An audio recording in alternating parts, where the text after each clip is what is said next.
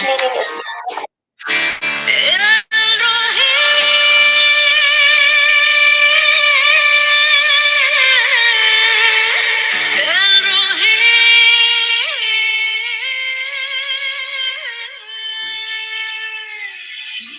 காண்பவர், என்னை காப்பவர், என்னை காண்பவர், என்னை காப்பவர்.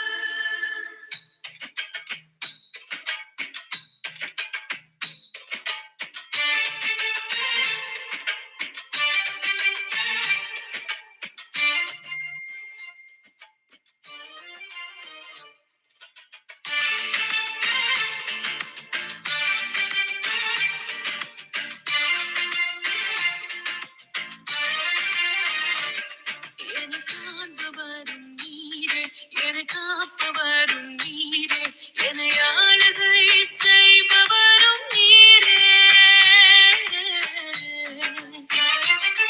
என்னை காண்பவரும் நீரே, என்னை காப்பவரும் நீரே, என்னை ஆளுகை செய்பவரும் நீரே. எல்ரோஹி, என்னை காண்பவர் எல்சலி, என் அரணானவர், எனக்காக யாவையும் செய்து முடித்தவர். என் சொந்தமானீரே, என் பந்தமானீரே, என் அருளும் கோட்டையும் நீரே. என்னை தேடி வந்தீரே, என்னை மீட்டுக் கொண்டீரே, அநாதி ஸ்நேகத்தால் அணைத்துக் கொண்டீரே.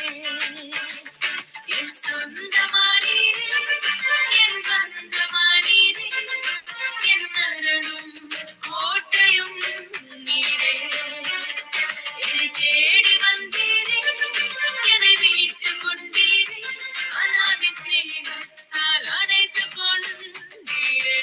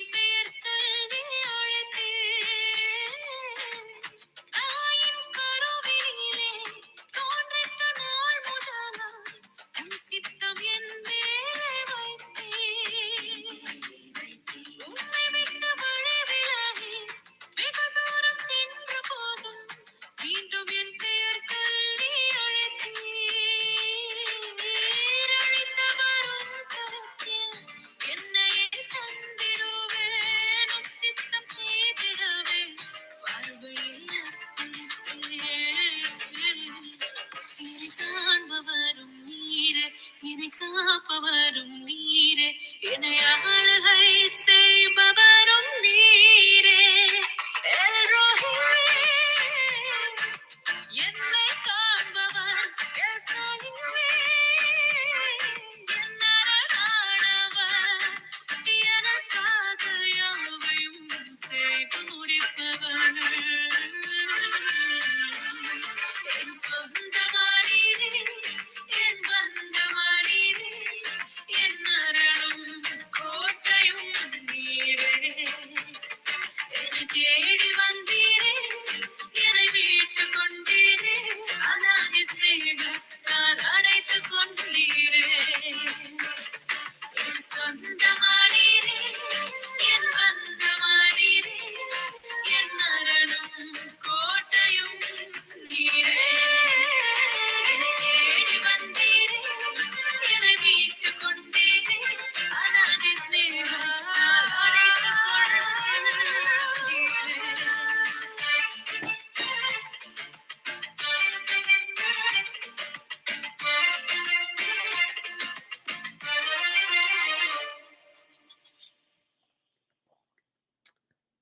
ஆமேன், ஆமேன், ஆமேன். சங்கம வானொலியின் மாலை நேர வார்த்தைகளின் வெளிச்சம். இந்த வார்த்தைகளின் வெளிச்சம் ஒவ்வொரு செவ்வாய்க்கிழமையும் 7 மணியிலிருந்து 10 மணி வரை நடைபெற்றுக் கொண்டு வருகின்றது. இன்று 2 முக்கிய அறிவித்தல் சங்கம வானொலி கொடுத்த அறிவித்தல் கவனமாக கேளுங்கள். வருகிற வியாழக்கிழமை 10:30 மணிக்கு பட்டிமன்றம். இந்த புது வருடத்திலே முதலாக இந்த பட்டிமன்றம் நடைபெற இருக்கின்றது. டொரண்டோ நேரப்படி 10:30 மணிக்கு. இந்த பட்டிமன்றத்திலே pastor Gnanavannan, pastor Anton Rasnayam, Esther Ruby, pastor Warner, Victor Paul, Janet மற்றும் விசுவாசிகள் கலந்து கொள்ள இருக்கிறார்கள். இந்த பட்டிமன்றத்திலே ஒவ்வொருவருக்கும் 8 நிமிடங்கள் மாத்திரமே கொடுக்கப்பட்டிருக்கிறது. அப்படியானால் இந்த பட்டிமன்றத்தின் தலைப்பு என்ன? கேளுங்கள் வடிவாக. இந்த பட்டிமன்றத்தின் தலைப்பு, நீங்கள் இரவிலே உங்கள் அறைக்கு போகும்போது லைட்டை போடுறீர்கள், சுவிட்சை போடும்பொழுது இருள் அகண்டு போகுது. அந்த இருள் எங்கே போகுது? முதல் கேள்வி. 2வது கேள்வி, ஹோலிலே வந்து லைட்டை போட்டால் வெளிச்சம் இருக்கு, இந்த சோஃபா இருக்கல்லே, சோஃபா கீழே இருள் இருக்கு, வெளிச்சம் வரை இருள் போகணும், ஏன் அந்த இருள் இருக்கின்றது? கண்ணா கேளுங்கள். 2 கேள்வி. 1, இரவிலே லைட்டை போட்டோன்னே இருள் வெளியே போகுது, அந்த இருள் எங்கே போகுது? அதுதான் கேள்வி. 2வது, ஹோலிலே இருக்கும் பொழுது மேசை சோஃபா கீழே இருள் இருக்கு, அப்படியானால் இருள் ஏன் போகவில்லை? இப்படியான 2 கேள்வி பட்டிமன்றத்தில் நீங்கள் வந்து ஒவ்வொரு பிள்ளைகளும் கலந்து கொள்ளுங்கள். 8 நிமிடம். இப்ப என்ன கேட்டா நான் சொல்லுவேன், லைட்டை போட்டா இருள் அடுத்த வீடு இந்துக்காரன் வீடு அங்க போயிரும் சொல்லுவேன். அப்படி பயம் இல்லாமல் வந்து 10:30 மணிக்கு கலந்து கொள்ளுங்கள். நேரத்தை ஒதுக்குங்கள், சமையலை நிறுத்துங்கள், உபவாசம் இருங்கள், கேளுங்கள். 2வது, புதிய ஏற்பாட்டை தொடர்ந்து 13 மணித்தியாலங்கள் வாசித்து முடிப்பது. இது ஆவியானவர் வெளிப்படுத்தி இருக்கு சங்கம வானொலிக்கு. அதாவது புதிய ஏற்பாட்டை தொடர்ந்து இலங்கை, இந்தியா, அமெரிக்காவில் தொடர்ந்து 13 மணித்தியாலத்தில் வாசித்து முடிப்பது.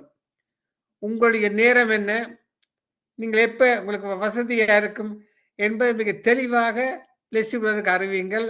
அப்பொழுது அவர் டேட்டை தருவார். கவனமாக கேட்டுக்கொள்ளுங்கள். புதிய ஏற்பாட்டு லெஸ்ஸி பிரதர் செட் ரூம்ல போட்டிருக்க வாசியுங்கள். புதிய ஏற்பாட்டை தொடர்ந்து 13 மணித்தியாலத்துக்கு வாசித்து முடிக்கிறது. வார்த்தைகளை விதைக்கிற நேரம். எனவே தயவு செய்து கடந்து கொண்டு நீங்கள் 1 அதிகாரம் வாசிக்கலாம், 2 அதிகாரம் வாசிக்கலாம், 3 அதிகாரம் வாசிக்கலாம். ஆனால் வாசிக்கும் பொழுது மிக கவனமாக ஃபுல் ஸ்டாப் பார்த்து பிழை இல்லாமல் சரியான முறையில் வாசிக்க வேண்டும். அதை கவனித்துக் கொள்ளுங்கள். கர்த்தர் உங்களை ஆசீர்வதிப்பாராக. ஆமென். இன்றைய நாள் நிகழ்ச்சியில் கடந்து செல்வோம். இன்றைய நாளிலே வார்த்தைகளின் வெளிச்சத்திலே ஆரம்ப ஜெபம் பாடல் சிஸ்டர் கருணா வலமவோர் ஸ்காப்ரோ ஒன்டாரியோ. சங்கீதம் பிரதர் மகேந்திரன். சங்கீதம் 105ஆம் சங்கீதம் 1-11 நீங்க chat ரூம்ல பார்க்கலாம். சங்கீதம் 105 1-11 லெஸ்லி பிரதர் இந்த chat ரூம்ல போடுவார். ஊழியருக்கான ஜெபம் சிஸ்டர் டாலி. கேட்டுக்கொண்ட பிள்ளைகளுக்காக பிரதர் மகேந்திரன். இன்று முதலாவது செய்தி 7 பாஸ்டர் விக்டர் போல் இந்தியா. இந்த விக்டர் போலுடைய செய்திகளை லெஸ்லி பிரதர் மறு ஒளிபரப்பிலே போட்டிருந்தார். இந்த மறு ஒளிபரப்பிலே போகும்போது இந்தியாவிலே ஒரு ஊழியக்காரன் கேட்டிருக்கார் இவருடைய செய்தியை. மறு ஒளிபரப்பிலே செய்தியை கேட்டு அந்த ஊழியக்காரன் விக்டர் போலுக்கு அழைத்து, நீங்கள் இந்த சபையில வந்து செய்து கொடுங்க, அது நரிக்குறவர் சபை, செய்து கொடுங்கன்னு சொல்லி அழைப்பிடுத்திருக்கிறார். கடந்த ஞாயிற்றுக்கிழமை அவர் 3 மத்தியாலம் பிரயாணம் பண்ணி சென்னைக்கு போய் அங்கே வசனம் கொடுத்து அற்புதம் செய்து வந்துக்கிற காரணம் அவற்றை செய்தி நாங்கள் மறுவர்களை போல இந்தியாவில் கேட்டிருக்கிறார். பாருங்கள் இவ்வளவு தேவன் அற்புதம் செய்கிறார். அதாவது லெஸ்லி பிரதர் ஊழியக்காரரை உற்சாகப்படுத்துகிறார். அவர் இந்த வசனத்தை போடுகிறார், உலகமெங்கும் கேட்கிறார்கள், வசனத்தை கேட்டவர்கள் ஊழியக்காரர் அழைக்கிறார்கள். கர்த்தருக்கு ஸ்தோத்திரம். 2வது செய்தி பாஸ்டர் மார்ட்டின் இந்தியா. 8:30 ஜோன் பால் ஆனந்த் அவருக்காக ஜெபித்துக் கொள்ளுங்கள். கண்ணீர் ஆபரேஷன், மேஜர் ஆபரேஷன். அவர் வந்தால் தொடரும், இல்லாவிட்டால் முடிவு எடுப்போம். இன்றைய நாளிலே முதலாவதாக ஆரம்ப ஜெபத்துக்கு சிறு ஜெபத்தை எடுப்போம். அன்பான பரலோக தகப்பனே சுவாமி, இந்த சங்கம வானொலி நிலையத்தில் அநேக தரிசனங்களை காண்பிக்கிறீர் சுவாமி. அந்த கிருபைக்கா நன்றி. பட்டிமன்றத்தை கொண்டு வருகிறது, புதிய ஏற்பாட்டை 13 மாதத்தால் முழுக்க கிருபை செய்யும் ஆண்டவரே. உமது தரிசனங்களை நிறைவேற்ற கத்தாவே காத்திருக்கிறோம் சுவாமி. இந்த நேரமானாலும் சுவாமி, உமது தரிசனத்தை நாங்கள் நிறைவேற்ற உமது பிள்ளைகள் ஆண்டவரே, உமது நாமத்தை மையப்படுத்த வந்திருக்கிறோம் சுவாமி. உமது நாமத்தை உயர்த்த வந்திருக்கிறோம் சுவாமி. வந்தவர்களை ஆசிர்வதி. இன்றைய நாளிலே வார்த்தையை கொடுக்கிற தாசர்கள், தாளந்தை கொடுக்கிற பிள்ளைகள், ஒவ்வொரு பிள்ளைகளையும் ஆசீர்வதியும். வார்த்தையின் வெளிச்சத்திலே அந்த வார்த்தையில சொல்லும்போது இந்த வார்த்தையில் ஊடுருவி செல்ல எந்த நாட்டிலே, எந்த கிராமத்திலே, எந்த வீட்டிலே, எந்த வானத்துக்குள்ளே கேட்டுக்கொண்டிருக்கிறார்கள் அங்கே ஒரு அற்புதம் அடையாளம் நடக்க கிருபை செய்ய வேண்டுமாக ஜெபிக்கிறேன். தொடர்ந்து வருகிற ஒவ்வொரு பிள்ளைகளையும், ஒவ்வொரு நிகழ்ச்சியும் தொடக்கம் முதல் முடியும் வரை ஆணி பாந்த கருத்தால் ஆசீர்வதித்து பரிசுத்த ஆவியான அக்கினி அபிஷேகத்தால் நிறையும். ஒவ்வொரு பிள்ளையும் அபிஷேக மலையால் நிரப்பும் ஆண்டவரே. ஒரு வல்லமை இறங்கட்டும் ஆண்டவரே. இன்றைய நாளை வார்த்தை விளைச்சமாட்டவரே, கருக்குள்ள பட்டயம் போல் காற்று நிற்ப போல் ஊடுருவி செல்ல நீ கிருபை செய்ய வேண்டுமாக எல்லாம் அல்ல இயேசு கிறிஸ்துவின் அதிகாரம் உள்ள நாமத்தினாலே ஜெபிக்கிறேன் பரமபிதாவே. ஆமென் ஆமென். முதலாவதாக வார்த்தைகளின் வெளிச்சத்திலே ஒரு ஜெபித்து ஒரு பாடலை பாடி இதோட நாமத்தை பயப்படுத்த வருகிறார் ஸ்காப்ரோ ஒன்டாரியோவிலிருந்து சிஸ்டர் எஸ்தர்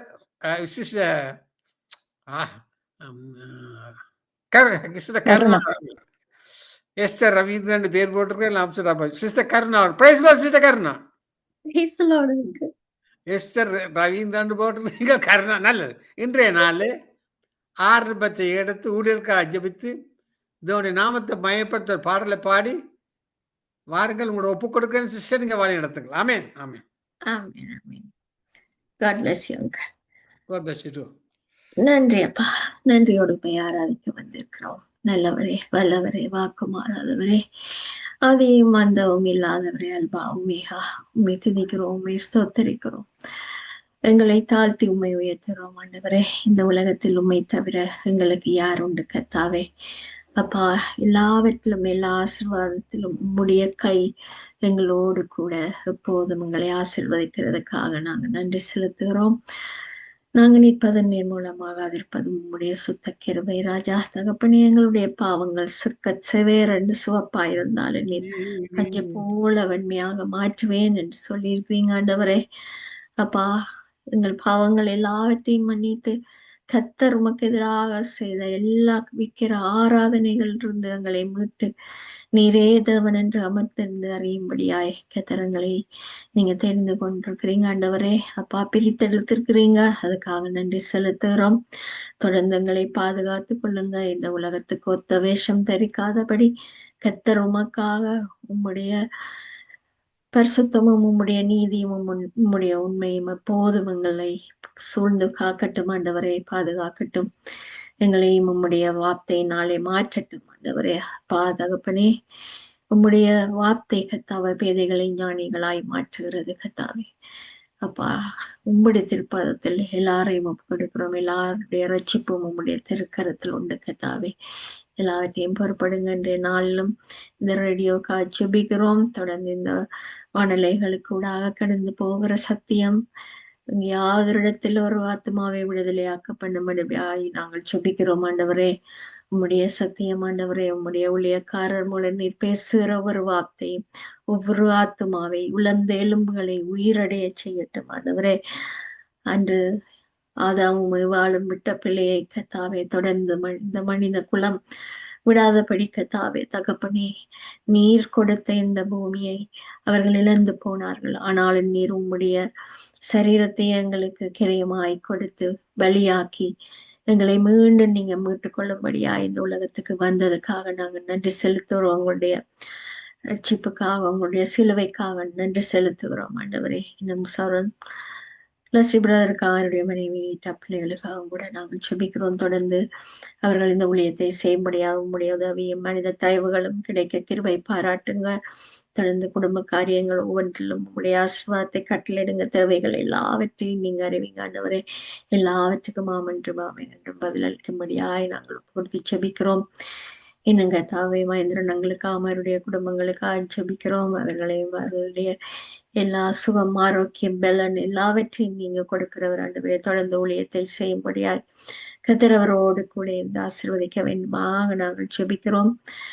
இன்னும் சாரி டோலிக்கா ஜெபிக்கிறோம் ஆண்டவரே. உம்முடைய காரியங்களை எடுத்து நடத்தும்படியாய் சாரி நீங்க எப்போதும் ஆசீர்வதிக்கிறவராய் இருக்கிறீங்க. குடும்பத்தை ஆசீர்வதிங்க, பலப்படுத்துங்க. எல்லா நோய்கள் இருந்தும் விடுதலையாக்க முடியாது நாங்கள் ஒப்பு கொடுத்து ஜெபிக்கிறோம். அது போல ரஞ்சனி அலங்காரமணியை விசேஷமாக ஒப்பு கொடுக்கிறோம். அந்த கண்களிலே தெளிந்த பார்வையை நீங்க கொடுக்குறீங்க ஆண்டவரே. அப்பா, அதுக்காக நன்றி செலுத்துகிறோம். தொடர்ந்து சபையோடு கூட அந்த குடும்பத்தோடு கூட இருந்து ஆசீர்வதிக்க வேண்டுமாக நாங்கள் ஒப்பு கொடுக்கிறோம். உம்முடைய பரிசுத்த ரத்த கோட்டைக்குள்ளாக சபையை ஒப்பு கொடுத்து ஜெபிக்கிறோம் ஆண்டவரே.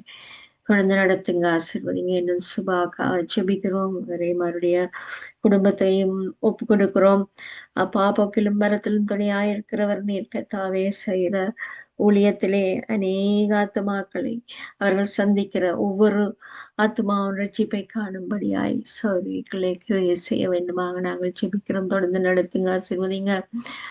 இன்னும் எருசலேம் நகரத்துக்காக நாங்கள் மன்றாடுகிறோம் ஆண்டவரே.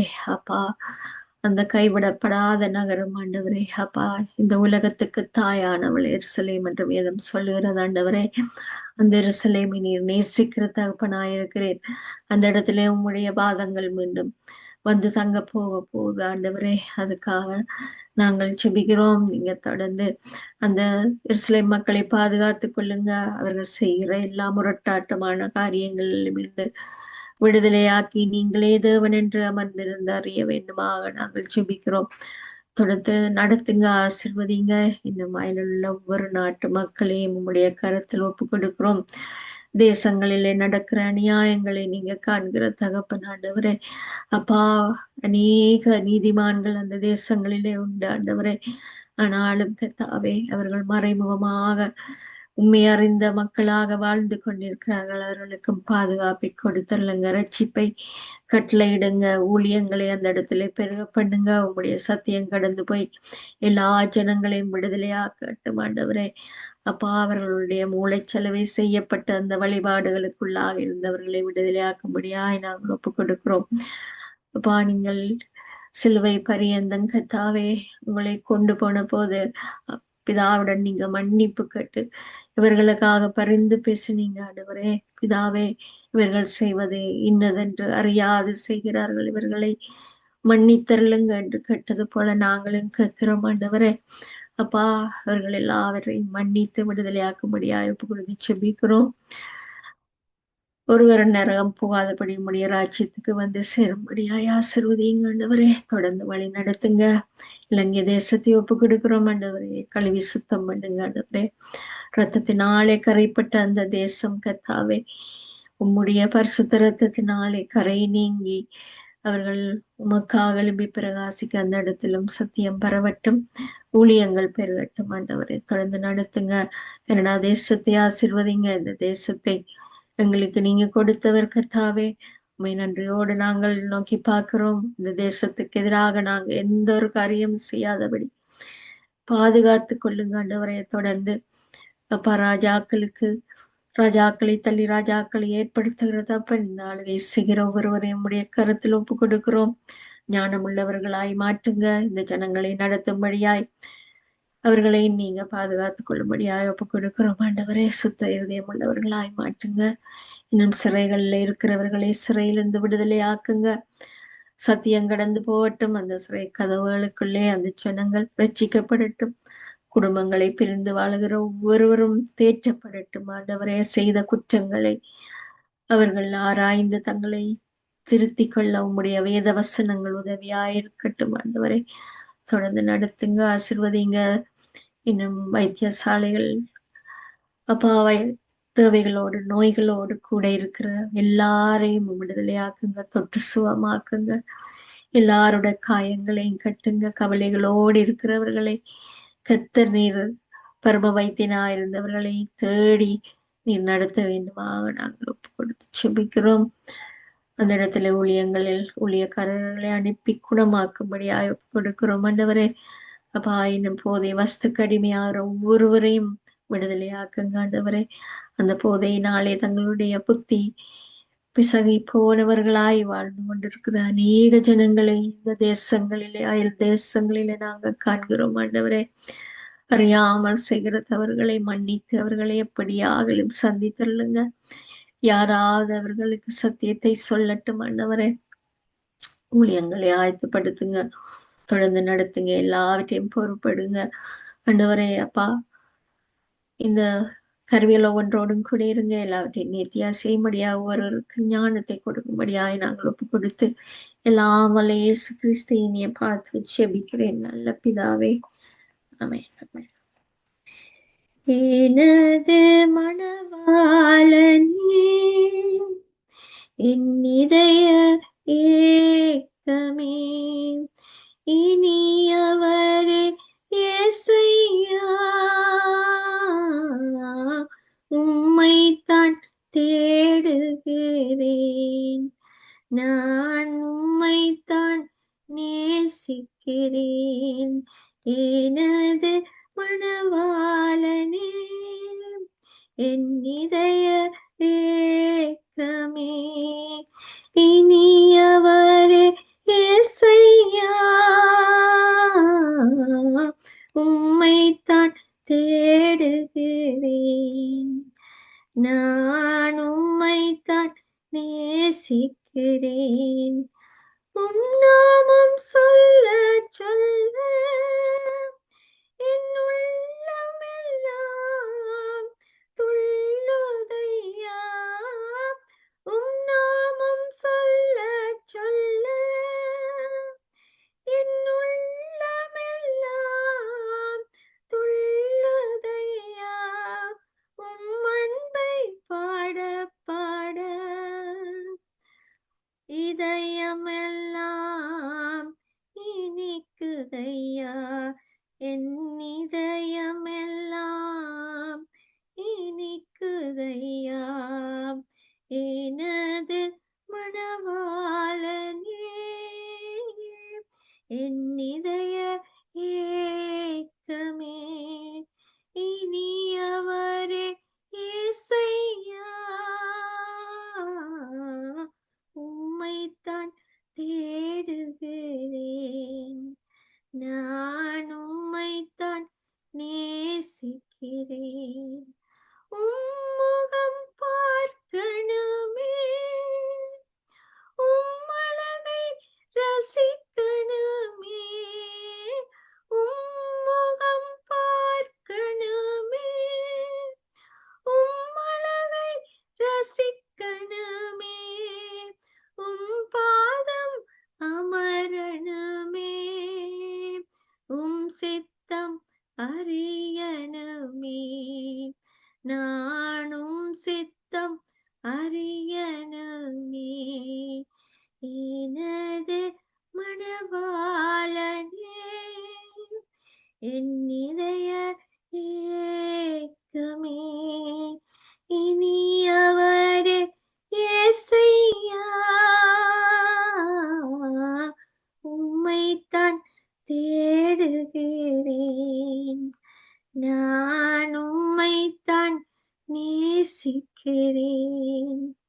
என் வாயின் சொற்கள் எல்லாம் ஏற்றனவாய் இருப்பதாக. என் வாயின் சொற்கள் எல்லாம் ஏற்றனவாய் இருப்பதாக. என் இதய எண்ணமெல்லாம் என் இதய எண்ணமெல்லாம் உகந்தனவாய் இருப்பதாக. உமக்கு உகந்தனவாய் இருப்பதாக. எனது மணவாளனே, என் இதய ஏக்கமே, இனியவரே இயேசையா, உம்மைத்தான் தேடுகிறேன். நான் உம்மைத்தான் நேசிக்கிறேன். நான் உம்மைத்தான் நேசிக்கிறேன். Praise the Lord, uncle. ஆமென், ஆமென். இன்றைய நாளில் எல்லோருக்காக பாடப்பட்டு ஜெபித்தீர்கள். தேசங்களுக்காக, சிஸ்டர் ரஜினி அலங்காரமணிக்காக, போத வஸ்துக்கள் பாய்ப்புகளுக்காக பாடப்பட்டு ஜெபித்து, நான் உம்மை நேசிக்கிறேன், நான் உம்மைத்தான் தேடுகிறேன். ஒரு ஹை பிச் பாடல். இந்த பாடலுக்கு ஒரு வயலினை பழகுங்க. வயலினோடு இந்த பாடலை படித்தீர்கள் என்றால் ஆவியானவர்களை தூக்கி கொண்டு போயிடுவார். அருமையான பாடலை பாடுங்கள். கர்த்தர் உங்களையும் உங்கள் ஊழியர்களையும் ஆசீர்வதிப்பாராக. ஆமென், ஆமென். Amen. God bless you, Chaka. இதுவரை நேரமும் ஆரம்ப ஜெபத்தை எடுத்து பாடலை பாடினவர் sister Esther Ravindran, Scarborough, Ontario. தொடர்ந்து சங்கீதம் வாசிக்க கேட்போம். சங்கீதம் 105 பக்கம் 735. சங்கீதங்கள் வாசிக்கும் பொழுது மிக அழகாக, ஆறுதலாக, ஃபுல் ஸ்டாப், கொமா இவைகளை பார்த்து வாசிக்க வேண்டும். காரணம், சங்கீதம் வாசிக்கும் பொழுது எத்தனை பேர் கேட்டுக்கொண்டிருக்கிறார்கள். ஒரு சிறு பிழை விட்டால் ஆவியானவர் வேதனைப்படுவார். எனவே சங்கீதம் வாசிக்கும் பொழுது கவனமாக பார்த்துக்கொள்ளும். சங்கீதம் 105 பக்கம் பழைய ஏற்பாடு 735. கர்த்தரை துதித்து அவருடைய நாமத்தை பிரஸ்தாபமாக்குங்கள். அவருடைய செய்கைகளை ஜனங்களுக்குள்ளே பிரசித்திப்படுத்துங்கள். அவரை பாடி அவரை கீர்த்தனம் பண்ணுங்கள். அவருடைய அதிசயங்கள் எல்லாம் தியானித்து பேசுங்கள். அவருடைய பரிசுத்த நாமத்தை குறித்து மேன்மை பாராட்டுங்கள். கர்த்தரை தேடுகிறவர்கள் இருதயம் மகிழ்வதாக. கர்த்தரையும் அவர் வல்லமையும் நாடுங்கள். அவர் சமூகத்தை நித்தமும் தேடுங்கள். அவருடைய தாசனாய ஆபிரகாமின் சந்ததியே, அவரால் தெரிந்து கொள்ளப்பட்டவர்களாகிய யாக்கோபின் புத்திரரே, அவர் செய்த அதிசயங்களையும் அவருடைய அற்புதங்களையும் அவர் வாக்கு நியாய தீர்ப்புகளை நினைவு கூறுங்கள். அவரே நம்முடைய தேவனாய கர்த்தர். அவருடைய நியாய தீர்ப்புகள் பூமி எங்கும் விளங்கும். 1000 தலைமுறைக்கென்று அவர் கட்டளையிட்ட வாக்கையும் ஆபிரகாமோடு அவர் பண்ண உடன்படிக்கையும் அவர் ஈசாக்கு கிட்ட ஆணையையும் என்றென்றைக்கு நிறுத்தியிருக்கிறார். அதை யாக்கோபுக்கு பிரமாணமாகவும் இஸ்ரவேலுக்கு நித்திய உடன்படிக்கையாக உறுதிப்படுத்தி உங்கள் சுதந்திர பாவமான கானான் தேசத்தை உனக்கு தருவேன் என்றார். ஆமென். இத்துடன் சங்கீதம் 105 வாசித்து முடிந்தது.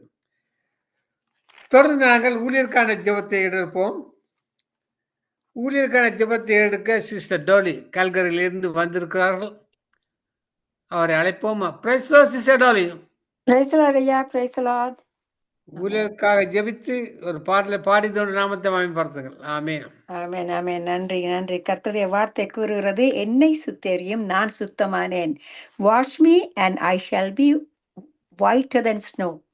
ஆமென். நன்றி சாமி. உங்களை வெளியேற பெற்ற இரத்தத்தினால எங்களுடைய உள்ளங்களை கழுவி உங்களுக்கு ஏற்ற பாத்திரங்களாக இந்த சங்கமம் வானொலி நித்திய வெளிச்சத்துல ஊழியக்காரங்களை அழைத்து, அப்பா நீங்க அவர்களுடைய பாவங்களை மன்னித்து அவங்களுடைய இருதயத்தை பனி போல வெண்மையாக்கினீர் ஆண்டவரே. அதுக்கான நன்றி செலுத்துறேன் ஆண்டவரே.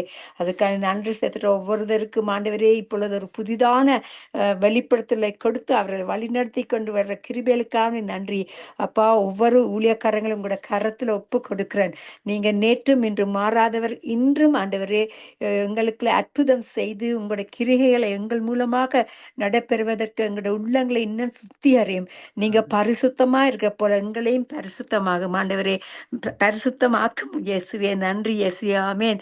தேவன் சுத்த இருதயத்தை எண்ணில சிருஷ்டியும் நிலைவரமான ஆவியை என் உள்ளத்திலே புதுப்பியும். நன்றி ஆண்டவரே. நன்றி அப்பா. ஆமென். எங்களோட உள்ளத்துக்குள்ள உங்களோட புதிதான பரிசுத்தமான ஆவியை ஒவ்வொரு நிமிடம் புதுசாக அபிஷேகத்தை கொடுத்து வழி நடத்தும்படியாக ஜபிக்கிறேன் ஆண்டவரே. அப்பா நீங்க நேற்று முன்றும் மாறாதவர்.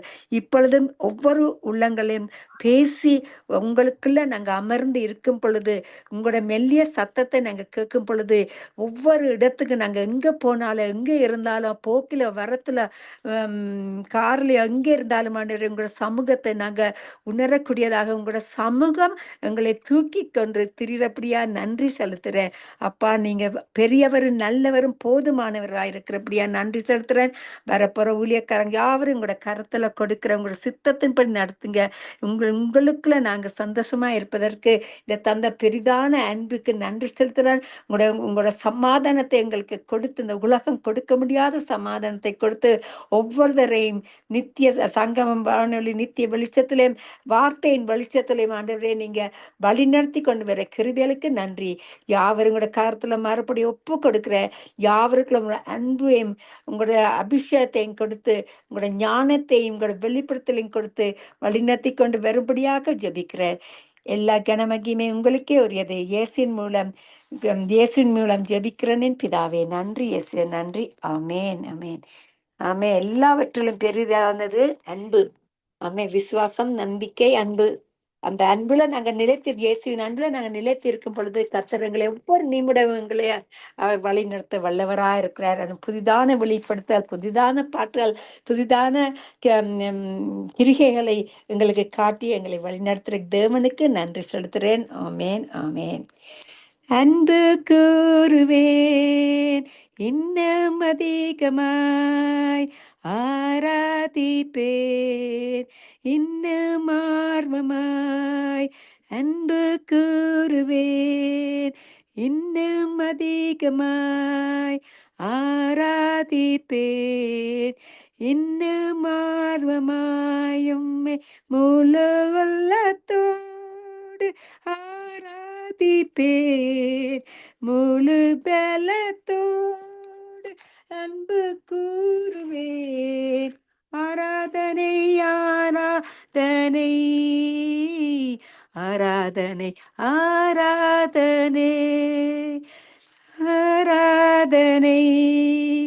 எபினேசரே எபினேசரே இதுவரையில் உதவி நீரே. எபினேசரே எபினேசரே இதுவரையில் உதவி நீரே. முழு உள்ளத்தோடு ஆராதிப்பேன் முழு பலத்தோடு அன்பு கூறுவேன். ஆராதனை ஆராதனை ஆராதனை ஆராதனை. எல்ரோகி எல்ரோகி என்னை கண்டீரே நன்றி ஐயா. எல்ரோகி எல்ரோகி என்னை கண்டீரே நன்றி ஐயா. உம்மை முழு உள்ளத்தோடு ஆராதிப்பேன் முழு பலனோடு அன்பு கூறுவேன். ஆராதனை ஆராதனை ஆராதனை ஆராதனை. யெகோவா ரூபா யெகோவா ரூபா எந்தன் மேய்ப்பரே நன்றி ஐயா உம்மை முழு உள்ளத்தோடு ஆராதிப்பேன், முழு பலனோடு அன்பு கூறுவேன்.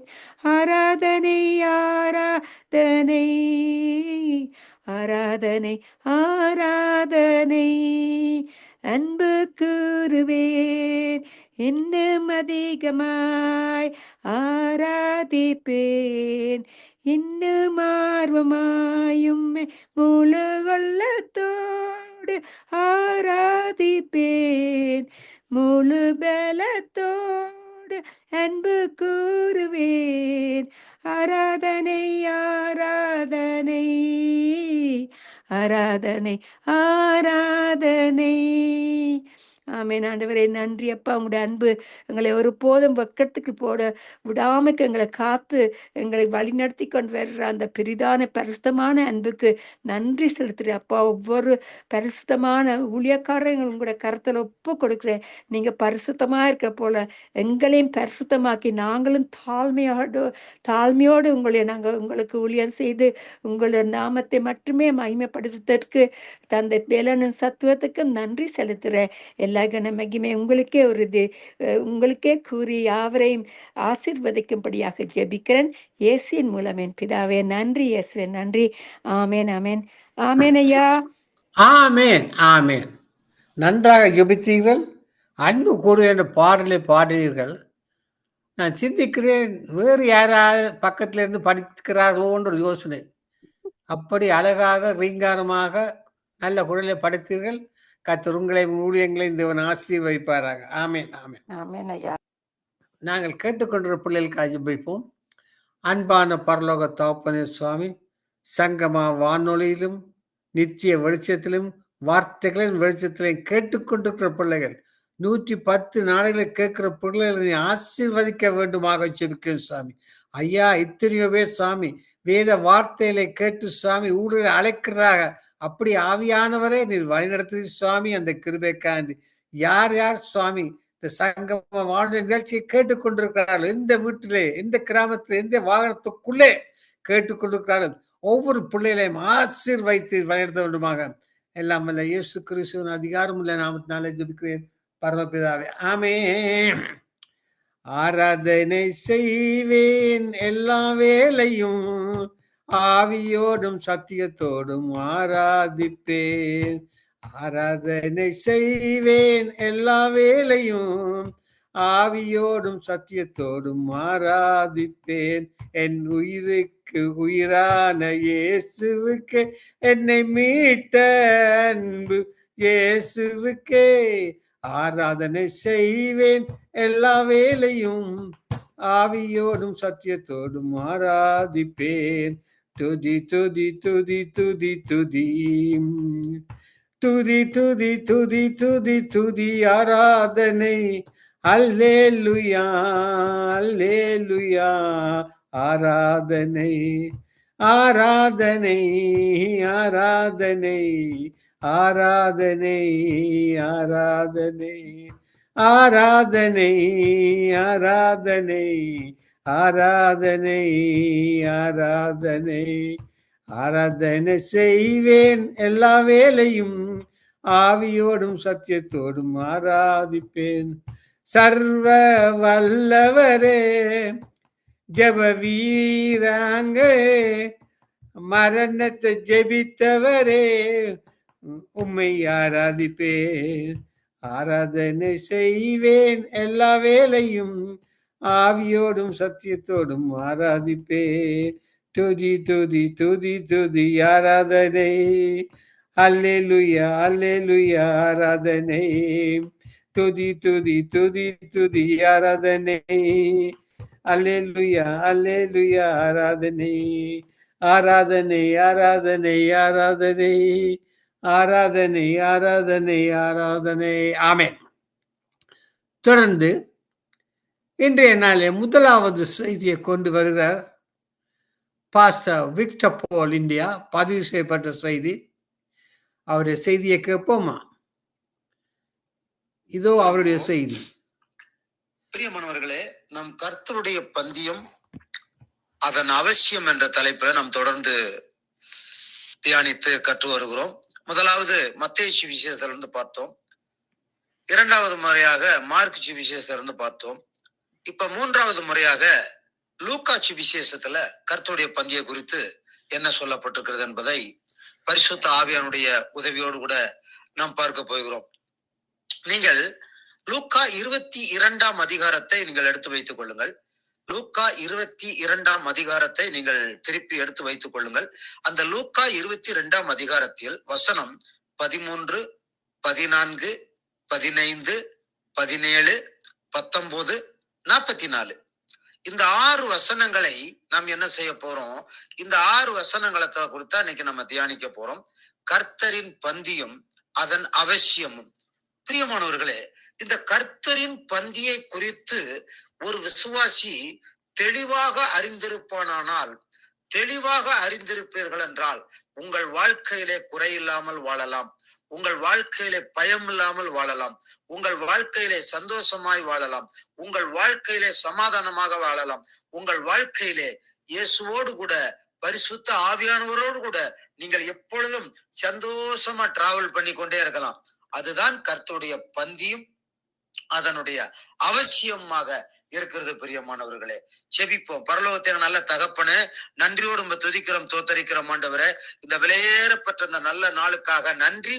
ஆண்டவரே, கர்த்தருடைய பந்தியும் அதனுடைய அவசியத்தை குறித்து எங்களுக்கு நீர் உணர்த்தி கற்றுக் கொடுத்து நாங்கள் ஒவ்வொருவரும் அதன் அர்த்தத்தை புரிந்து கொண்டு விசுவாசித்து நம்பி அதே ஆண்டவரே உம்முடைய சரீரத்தை புசித்து உம்முடைய ரத்தத்தை பானம் பண்ணி நாங்கள் விசுவாசித்து ஐஸ்வர்யம் உள்ளவர்களாய், சுகம் உள்ளவர்களாய், ஆரோக்கியம் உள்ளவர்களாய், ஆசீர்வாதம் உள்ளவர்களாய், சந்தோஷம் உள்ளவர்களாய், சமாதானம் உள்ளவர்களாய், மீட்கப்பட்டவர்களாய், விடுதலையாக்கப்பட்டவர்களாய், சந்தோஷமாய் வாழ்ந்து பரலோக ராஜ்யத்துக்கு எங்களை தகுதிப்படுத்தும்படி, எங்களை ஆயத்தப்படுத்தும்படி வாழ்க்கையை கற்றுக் கொடுக்கிற பரிசுத்த ஆவியானவரே உமக்கு நன்றி.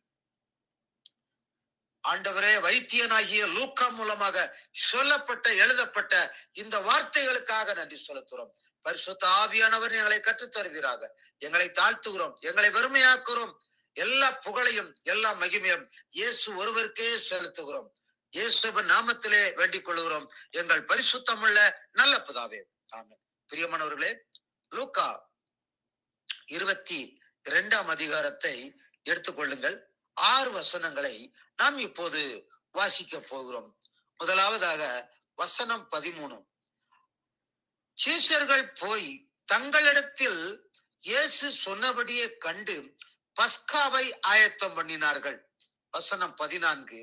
வேளை வந்தபோதோ இயேசுவும் அவருடனே கூட 12 அப்போஸ்தலரும் பந்தி இருந்தார்கள். வசனம் 15. அப்பொழுது இயேசு அவர்களை நோக்கி, நான் பாடுபடுகிறதற்கு முன்னே உங்களுடனே கூட இந்த பஸ்காவை புசிக்க மிகவும் ஆசையாயிருந்தேன். வசனம் 17. இயேசு பாத்திரத்தை எடுத்து தோத்திரம் பண்ணி, நீங்கள் இதை வாங்கி உங்களுக்குள்ளே பங்கிட்டுக் கொள்ளுங்கள் என்றார். வசனம் 19. பின்பு இயேசு அப்பத்தையும் எடுத்து தோத்திரம் பண்ணி அதை பெற்று அவர்களுக்கு கொடுத்து, இது உங்களுக்காக கொடுக்கப்படுகிற என்னுடைய சரீரமாய் இருக்கிறது, என்னை நினைவு கூறும்படி இதை செய்யுங்கள் என்றார். வசனம் 20. போசனம் பண்ணின பின்பு இயேசு அந்தப்படியே பாத்திரத்தையும் கொடுத்து, இந்த பாத்திரம் உங்களுக்காக சிந்தப்படுகிற என்னுடைய இரத்தத்தினாலாகிய புதிய உடன்படிக்கையாய் இருக்கிறது என்றார். வசனம் 44. இயேசு மிகவும் வியாகுலப்பட்டு அதிக ஊக்கத்தோட ஜெபம் பண்ணினார். அவருடைய வேர்வை இரத்தத்தின் பெருந்துளிகளாய் தரையிலே விழுந்தது. அவருடைய ரத்தம் தரையிலே விழுந்தது என்று சொல்லப்பட்டிருக்கிறது. பிரியமானவர்களே, இதுதான் கர்த்தருடைய பந்திக்குள் அடங்கி இருக்கிற ஒரு அற்புதமான சத்தியங்கள். ஒவ்வொரு நாளும் அடைஞ்சா விடிஞ்சா அடியெடுத்தவிருக்கிற ஒவ்வொரு எட்டும் இதை குறித்து நினைவு சொல்றார், என்னை நினைவு கூறும்படி, என் மரணத்தை நினைவு கூறும்படி இதை செய்யுங்கள் என்று சொல்லி ஒவ்வொரு நற்செய்தி புத்தகத்திலும் தெளிவாக பரிசுத்த பதிவு செய்யப்பட்டிருக்கிறது. பரிசுத்த ஆவியானவருக்கு தோத்திரம். சரி, முதலாவதாக கர்த்தரின் பந்தி என்பது விலையேறப்பெற்றது, விலையேறப்பெற்ற ஒன்றாகும். கர்த்தருடைய பந்தி என்பது விலையேறப்பெற்ற ஒன்று.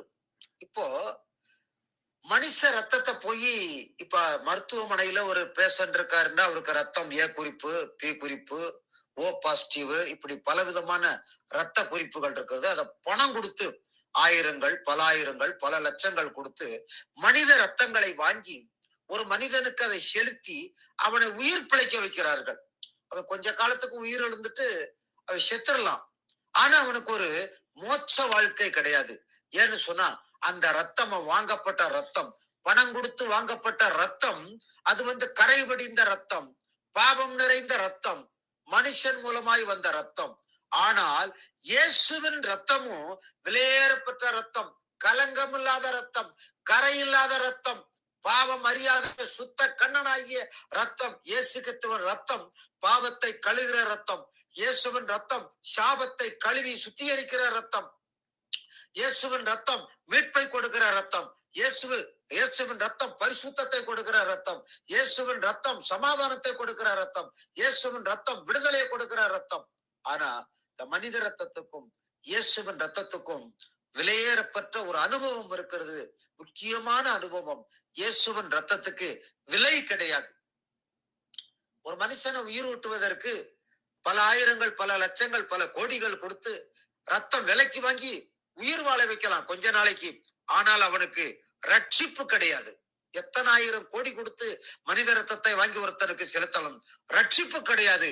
ஆனால் இயேசுவின் ரத்தத்திலோ ரட்சிப்பு உண்டு, மீட்பு உண்டு, சமாதானம் உண்டு, நித்திய வாழ்வு உண்டு. நித்தியமாய் அவரோடு கூட வாழக்கூடிய ஒரு சிலாக்கியம் உண்டு. அதைத்தான் சொல்லப்பட்டிருக்கிறது. கர்த்தரின் பந்தி என்பது விலையேறப்பட்டதாகும். இரண்டாவது, விலை மதிக்க முடியாத ஒன்று என்றால் அது கர்த்தரின் பந்தி. கர்த்தருடைய சரீரம், அதே மாதிரி கர்த்தருடைய சரீரம் விலையேறப்பட்டது. மனுஷன் அப்பத்தினால் மாத்திரமல்ல, தேவனுடைய வார்த்தையிலிருந்து புறப்படுகிற ஒவ்வொரு வார்த்தையும் பிழைப்பா. இயேசு வார்த்தையா இருக்கிறார், வார்த்தை தான் இயேசு, இயேசுதான் வார்த்தை. ஆதியிலே வார்த்தை இருந்தது, அந்த வார்த்தை தேவனிடத்திலிருந்து, அந்த வார்த்தை தேவனாய் இருந்தது. அந்த வார்த்தை நமக்குள்ளே வாசமாகி, மாம்சமாகி, நமக்குள்ளே வாசமாகி, நமக்குள்ளே இருக்கிறதுன்னு சொல்லி யோவான் 1 அதிகாரத்திலே வாசிக்கிறோம். பிரியமானவர்களே, இயேசுவின் சரீரமும் இயேசுவின் ரத்தமும் விலையேறப்பட்டது, அது மீட்கக்கூடியது. இந்த செய்தியை கேட்டுக்கொண்டிருக்கிற என் அன்பு சகோதரனே, சகோதரி, அருமையான ஐயா, அருமையான அம்மா, நீங்கள் யாரா இருந்தாலும் சரி, எந்த சூழ்நிலையில் இருந்தாலும் சரி, இயேசுவை நோக்கி பாருங்கள். அந்த கல்வாரியை நோக்கி பாருங்கள்.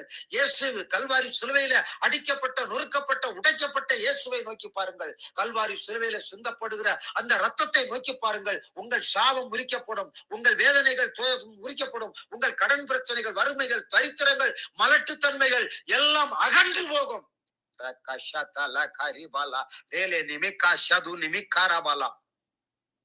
இதுதான் பிரியமானவர்களே. அடுத்து முதலாவதாக இயேசு சொன்னபடியே சீஷர்கள் செய்தார்கள். நல்லா கவனிங்க. லூக்கா 22:13. இயேசு சொன்னபடியே என்ன செஞ்சார்கள்? சீஷர்கள் போய் தங்களிடத்தில் இயேசு சொன்னபடியே கண்டு பஸ்காவை ஆயத்தம் பண்ணினார்கள். இயேசு சொன்னபடியே செய்தார்கள். அதுதான் எனக்கு அன்புக்குரியவர்களே, நீங்களும் வாழ்க்கையில விடுதலை பெற வேண்டும், சமாதானமா வாழ வேண்டும், ஒரு ஆசீர்வதிக்கப்பட்ட சந்ததியா வாழ வேண்டுமானால் கர்த்தருடைய வார்த்தை என்ன சொல்லுகிறதோ, இயேசு என்ன சொல்லி இருக்கிறாரோ அதன்படி செய்யுங்கள். மத்தேயு 7:24 இப்படியாக சொல்லுகிறது, நான் சொல்லி அந்த வார்த்தைகளை கேட்டு அதன்படி செய்கிறவன் எவனோ அவன் தன் வீட்டை கண்மலையின் மேல் கட்டின புத்தி உள்ள மனுஷனுக்கு ஒப்பிடுவன். பெருமலை பொருவெல்லாம் வந்து மோதி அது விழவில்லை. ஏனென்று சொன்னால் அது கண்மலையாகிய இயேசு மேல் அஸ்திவாரம் போடப்பட்டது. உங்க வாழ்க்கையில மீட்பு, பாவம் மன்னிப்பு, சமாதானம், சந்தோஷம் வேண்டும் என்றால் நீங்கள் இயேசு சொல்லுகிறபடி நீங்கள் வாழ வேண்டும். இயேசு சொல்லுகிறபடி நடக்க வேண்டும். இயேசு சொல்லுகிறபடி நீங்கள் பேச வேண்டும். ஏசாயா தீர்க்கதரிசியின் புஸ்தகம் 8:20 இப்படியாக சொல்லுகிறது, வேதத்தையும் சாட்சி ஆகமத்தையும் கவனிக்க வேண்டும். இந்த வார்த்தையின்படி சொல்லாவிட்டால் அவர்களுக்கு விடிகாலத்து வெளிச்சம் இல்லை. யோவான் 15:7 சொல்லுகிறது, நீங்கள் என்னிலும் என் வார்த்தை உங்களிலும் நிலைத்திருந்தால் நீங்கள் வேண்டிக் கொள்வதெல்லாம் உங்களுக்கு செய்யப்படும் என்று சொல்லப்பட்டிருக்கிறது. யாக்கோப்பு 22 அல்லாமல் உங்களை நீங்கள் வஞ்சிக்காதபடிக்கு திருவசனத்தை கேட்கிறவர்களா மட்டுமல்லாமல் அதன்படி செய்கிறவர்களா இருங்கள். வார்த்தையின்படி வாழும் போதுதான் இந்த கர்த்தரின் பந்தியின் ரகசியம் வாழ்க்கையில புலப்படும், வாழ்க்கையில வெற்றியை தரும், வாழ்க்கையில சமாதானத்தை தரும். பிரியமானவர்களே, சரிங்களா? இரண்டாவதாக இயேசு இந்த காரியத்தை ஆசையோடு செய்தார். இயேசு இந்த காரியத்தை ஆசையோடு செய்தார்னு சொல்லப்பட்டிருக்கும். லூக்கா 22:14 வாசிப்போம். லூக்கா 22:14 என்ன சொல்லப்பட்டிருக்கிறது வாசிப்போம். 14வது வசனம். வேளை வந்தபோது அவரும் அவர்களுடன் 12 அப்போஸ்தலரும் பந்தி இருந்தார்கள். அல்லேலூயா. பிரியமானவர்களே, இந்த திருவருந்தூர் பகுதியில கர்த்தரின் பந்தியில இயேசுவின் சரீரத்தை நீங்கள் கையில வாங்கும் போது, இயேசுவின் ரத்தத்தை நீங்கள் கையில வாங்கும் போது, இயேசு உங்க கூட இருக்கிறார், உங்களுக்குள்ள இருக்கிறார். அல்லேலூயா, உங்களுக்குள்ள இருக்கிறார். அதான் அப்போஸ்தலனாகிய பவுல் சொல்ற கலாத்தியர் 2:20 கிறிஸ்துவுடனே உடைய சிலுவையில் அறையப்பட்டேன், ஆயினும் பிழைத்திருக்கிறேன், இனி நான் அல்ல, கிறிஸ்துவே எனக்குள் பிழைத்திருக்கிறார். இயேசுவின் சரீரத்தை நீங்க கையில வாங்கும் போது, அப்பத்தை கையில வாங்கும் போது, ரசத்தை கையில வாங்கும் போது, இயேசு உங்களுக்குள் ஜீவிக்கிறார், உங்களுக்குள் வாழுகிறார். அதுதான் அடையாளம். கர்த்தரின் பந்தியின் அடையாளம் அதுதான். சரிங்களா? அந்த உணர்வோடு கூட நீங்கள் அப்பத்தை வாங்க வேண்டும். நாமும் அதே மாதிரி ஆயத்தத்தோடும் ஆசையோடும் செய்ய வேண்டும். இயேசு கிறிஸ்து ஆசையா இருந்தாராம். சரிங்களா? சீசர்கள் ஆசையா இருந்தார்கள். சீசர்களுக்கு ஆசையை ஊட்டினார். இயேசுவும் ஆசையா இருந்தார் அந்த அப்பத்திலே பந்தி இருப்பதற்கு. அதை போல எனக்கு அன்புக்குரிய சகோதரனே, சகோதரியே, அம்மா, ஐயா, நீங்கள் யாராக இருந்தாலும் சரி, இந்த கர்த்தரின் பந்தியை நீங்கள் விசுவாசிக்க வேண்டும், அதை நம்ப வேண்டும், அதை மனப்பூர்வமாக சந்தோஷமாக ஒரு விடுதலையை விசுவாசித்து நீங்கள் ஆசையோடும் ஆயத்தத்தோடு அதை செய்யணும். முதல் நாளே நீங்கள் ஆயத்தமாகணும். நாளைக்கு திருவிருந்து உங்க சபையில நடக்குதுண்டா, இன்னைக்கு நைட்டே நீங்கள் ஆயத்தமாகி தோத்திரம் பண்ணி ஜெபம் பண்ணி ஆயத்தத்தோடு கூட போகணும். சும்மா ஏனோ தானோண்டு போக கூடாது. ஏதோ ஊழியக்காரன் சொல்றான்றதுக்காக நீ எடுக்க கூடாது. இயேசு சொல்லி இருக்கிறார், அவர் ஆசையா இருந்தார், நீங்களும் ஆசையா இருக்கணும். அப்போது ஆசீர்வதிக்கப்படுவீர்கள். நம்பர் 3, இயேசு அப்பத்தையும் ரசத்தையும் தோத்திரம் பண்ணி கொடுத்தார். பாருங்க, தோத்திரம் பண்ணி. லூக்கா 22ஆம் அதிகாரம் 17, 19, 20. 17 வாசிப்போம். அவர் பாத்திரத்தை எடுத்து தோத்திரம் பண்ணி, நீங்கள் இதை வாங்கி உங்களுக்குள்ளே பங்கிட்டுக் கொள்ளுங்கள். 19. பின்பு அவர் அப்பத்தை எடுத்து தோத்திரம் பண்ணி அதை பிட்டு அவர்களுக்கு கொடுத்து, இது உங்களுக்காக கொடுக்கப்படுகிற என்னுடைய சரீரமா இருக்கிறது, என்னை நினைவுறும்படி இதை செய்யுங்கள் என்றார். வசனம் 20. போஷணம் பண்ணின பின்பு அவர் அந்தப்படியே பாத்திரத்தையும் கொடுத்து, இந்த பாத்திரம் உங்களுக்காக சிந்தப்படுகிற என்னுடைய இரத்தத்தினாலாகிய புதிய உடன்படிக்கையாய் இருக்கிறது என்றார். அன்புக்குரியவர்களே, அவரு அப்பத்தையும் ரசத்தை எடுத்து தோத்திரம் பண்ணி கொடுக்கிறாரு. நல்ல கவனிக்க. தோத்திரம் ஏன் பண்றது? தோத்திரத்தினாலே கிருபை பெறும். ஏதோ எடுத்து அவரு இந்தாங்க சாப்பிடுங்க அவர் கொடுத்திருக்கலாம்ல. தோத்திரம் ஏன் பண்றாரு? தோத்திரத்தினால கிருபை பெருகும், தோத்திரத்தினால விசுவாசம் பெருகும், தோத்திரத்தினால ஆசீர்வாதம் பெருகும், தோத்திரத்தினால உங்களுக்கு மகிமை பெருகும், தோத்திரத்தினால பொருளாதார ஆசீர்வாதம் பெருகும். அவரு 5 அப்பங்கள் 2 மீன்கள் அவருடைய கையில கொடுத்த போது அவர் என்ன செய்தார் பாருங்க. யோவான் 6:11. யோவான் 6:11. இயேசு அந்த அப்பங்களை எடுத்து தோத்திரம் பண்ணி சீசர்கள் எடுத்து கொடுத்தார். சீசர்கள் பந்தி இருந்தவர்களுக்கு கொடுத்தார்கள். அப்படியே மீன்களையும் அவர் எடுத்து அவர்களுக்கு வேண்டிய மட்டும் கொடுத்தார். அவர்கள் திருப்தி அடைந்த பின்பு அவர் தம்முடைய சீசர்களை நோக்கி, ஒன்றும் சேதமாய் போகாதபடிக்கு மீதியான துணிக்கைகளை சேர்த்து வையுங்கள் என்றார். அந்தபடியே அவர்கள் சேர்த்து வார்கோதுமை அப்பங்கள் 5 அவர்கள் சாப்பிட்டு மீதியான துணிக்கைகளை 12 கூடை நிறைய நிரப்பி. அல்லேலூயா. யோவான் 6:11, 12, 13 வசனங்கள். பிரியமானவர்களே, உங்கள் வாழ்க்கையில ஒரு பொருளாதார செழிப்பு வேணுமா? பொருளாதாரத்துல உயர்வு வேணுமா? ஒரு கடன் இல்லாமல் நீங்கள் வாழ வேண்டுமா? அப்படியானால் நீங்கள் அந்த கர்த்தரின் பந்தியிலே அந்த அப்பத்தை கையில ஊழியக்காரன் கையில கொடுத்த போது அதை வாங்கி விசுவாசத்தோடு கூட தோத்திரம் பண்ணுங்கள். ஆண்டவரே எனக்காக பிற்கப்பட்ட நம்முடைய சரீரத்துக்காய் தோத்திரம். ரத்தத்தை பானத்தை திராட்சை ரத்த பாத்திரத்தை பையில வாங்கும்போது இயேசுவே நீர் என்னுடைய மீட்புக்காக என்னுடைய பாவ மன்னிப்புக்காக சிந்தப்பட்ட உடைய விலையேறப்பட்ட ரத்தத்திற்காய் தோத்திரம் என்று சொல்லுங்கள். ஆசீர்வாதங்கள் பெருகும், சமாதானம் பெருகும், விடுதலை பெருகும், சந்தோஷம் பெருகும், ஐஸ்வர்யம் பெருகும், பொருளாதாரம் பெருகும். நீங்கள் உங்க குடும்பங்கள் சந்ததி சந்ததி சந்ததியாய் ஆசீர்வாதமாய் இருப்பீர்கள். நீங்கள் ஆசீர்வாதமாய் இருக்க வேண்டும் என்பதுதான் தேவனுடைய சித்தம். அதற்காகத்தான் பிதாவாகிய தேவன் தம்முடைய ஒரே பிறந்த குமாரன் இயேசு கிறிஸ்துவை இந்த உலகத்துக்கு அனுப்பி உங்கள் மீது அன்பு கூர்ந்தார். ஹல்லேலூயா. ஆயத்தமா இருக்க வேண்டும். தோத்திரம் பண்ணி புசிக்க வேண்டும். தோத்திரம் பண்ணி புசிக்கும் போதுதான் அங்கே சந்தோஷமும் சமாதானமும் விடுதலையும். நம்பர் 4, 4வது காரியம், கடைசியாக இயேசு பந்தியை முடித்த பின்பு ஊக்கத்தோடு செபித்தார். பாருங்க, அவருக்கு சீசர்கள் அழைத்து இதை வாங்கி அப்பத்தை பிடித்து காட்டி கொடுக்கப்பட்ட அன்று நாளிலே இயேசு அப்பத்தை எடுத்து அதை பிட்டு இதை வாங்கி புசியுங்கள், இது உங்களுக்காய் புட்கப்படுகிற என்னுடைய சரீரமா இருக்கிறது என்று சொல்லி கொடுத்தார். 2வது அந்தப்படி அவர் பாத்திரத்தையும் எடுத்து இதை வாங்கி பானம் பண்ணுங்கள், இது உங்களுக்காக அநேகருக்காய் சிந்தப்படுகிற புது உடன்படிக்கையாகிய என்னுடைய ரத்தமா இருக்குன்னு சொல்லி கொடுத்து அவர்களை ஆயத்தப்படுத்தி எல்லாம் பண்ணிட்டு அவர் என்ன பண்றார் தெரியுமா? கடைசியா வாசிங்க, லூக்கா 22, 45, 46. லூக்கா 22, 45, 46 வசனங்களை எடுத்து வைத்துக் கொள்ளுங்கள். இயேசு மிகவும் வியாகுலப்பட்டு அதிக ஊக்கத்தோட ஜெபம் பண்ணினார். அவருடைய வேர்வை இரத்தத்தின் பெருந்துளிகளாய் தரையிலே விழுந்தது. அவர் ஜெபம் பண்ணி முடித்து எழுந்திருந்து தம்முடைய சீசரிடத்தில் வந்து அவர்கள் துக்கத்தினாலே நித்திரை பண்ணுகிறதை கண்டு, நீங்கள் நித்திரை பண்ணுகிறது என்ன? சோதனைக்குட்படாதபடிக்கு எழுந்திருந்து ஜெபம் பண்ணுங்கள் என்றார். அல்லேலூயா. பிரியமானவர்களே, அவர் பிட்டு கொடுக்கப்பட்ட அப்பம் இயேசுவின் சரீரத்துக்கு ஒப்பனையாத்தான் இருந்தது, இயேசுவின் சரீரம் அல்ல. அவர் பாத்திரத்துல கொடுக்கப்பட்ட திராட்சை ரசம் தான், ஆனா அது இயேசுவின் ரத்தம் அல்ல. ஆனால் இயேசு கிறிஸ்துவின் சரீரத்துக்கு அடையாளமாக, இயேசு கிறிஸ்துவின் ரத்தத்துக்கு அடையாளமாக விசுவாசத்தோடு கூட இதை செய்யுங்கள் சொல்லிட்டு அடுத்து சொல்றாரு, நான் வரும் அளவும் என் மரணத்தை நினைவு கூறும்படி இதை செய்யுங்கள் என்று சொன்னார். சொல்லிட்டு அப்படியே விட்டுக்கலாம்ல, ஏன் போய் ஜெபம் பண்றாரு? ஆண்டவரே என் சரீரத்தை சாப்பிடுங்கன்னு சொல்லிட்டேன், என் ரத்தத்தை சாப்பிடுங்கன்னு சொல்லிட்டேன், நான் வருமளவு இதை நினைவு கூறும்படி செய்யுங்கன்னு சொல்லிட்டேன். ஆனா நான் சிலுவையில தோத்து போக கூடாது, நான் சிலுவையில அடிக்காம போயிடக்கூடாது, நான் சிலுவையில மறிக்காம போயிடக்கூடாது, நான் சிலுவையில ரத்தம் சிந்தாம போயிடக்கூடாது. நான் கண்டிப்பாக எதற்காக பிதாவே நீர் எதற்காக என்னை அனுப்புகிறீரோ அந்த நோக்கம் நிறைவேறும் என்று சொல்லி அவர் ஊக்கத்தோடு ஜெபம் பண்ணினார். பிதாவின் சித்தத்தை நிறைவேறும்படியாக அவர் ஊக்கத்தோடு கூட ஜெபம் பண்ணினார். அந்த சிலுவையினுடைய பாடுகள் நிறைவேறும்படியாய் அவர் ஜெபம் பண்ணினார். சிலுவையிலே அவர் குத்தப்படும்படியாய் அவர் ஜெபம் பண்ணினார்.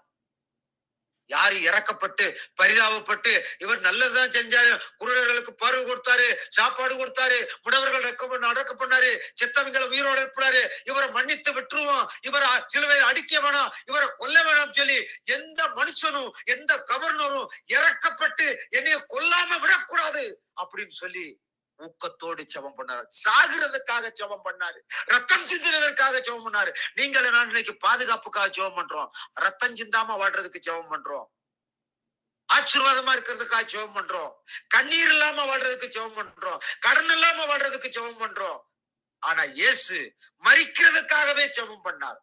மரணத்துக்கு தடை வரக்கூடாது, சிலுவை பாடுகளுக்கு தடை வரக்கூடாது, ரத்தம் சிந்துறதுக்கு தடை வரக்கூடாது. அதுல தடை வந்தால் அவர் வந்த நோக்கம் தடைபட்டு போகும், பிதா அனுப்புற நோக்கம் தடைபட்டு போகும்.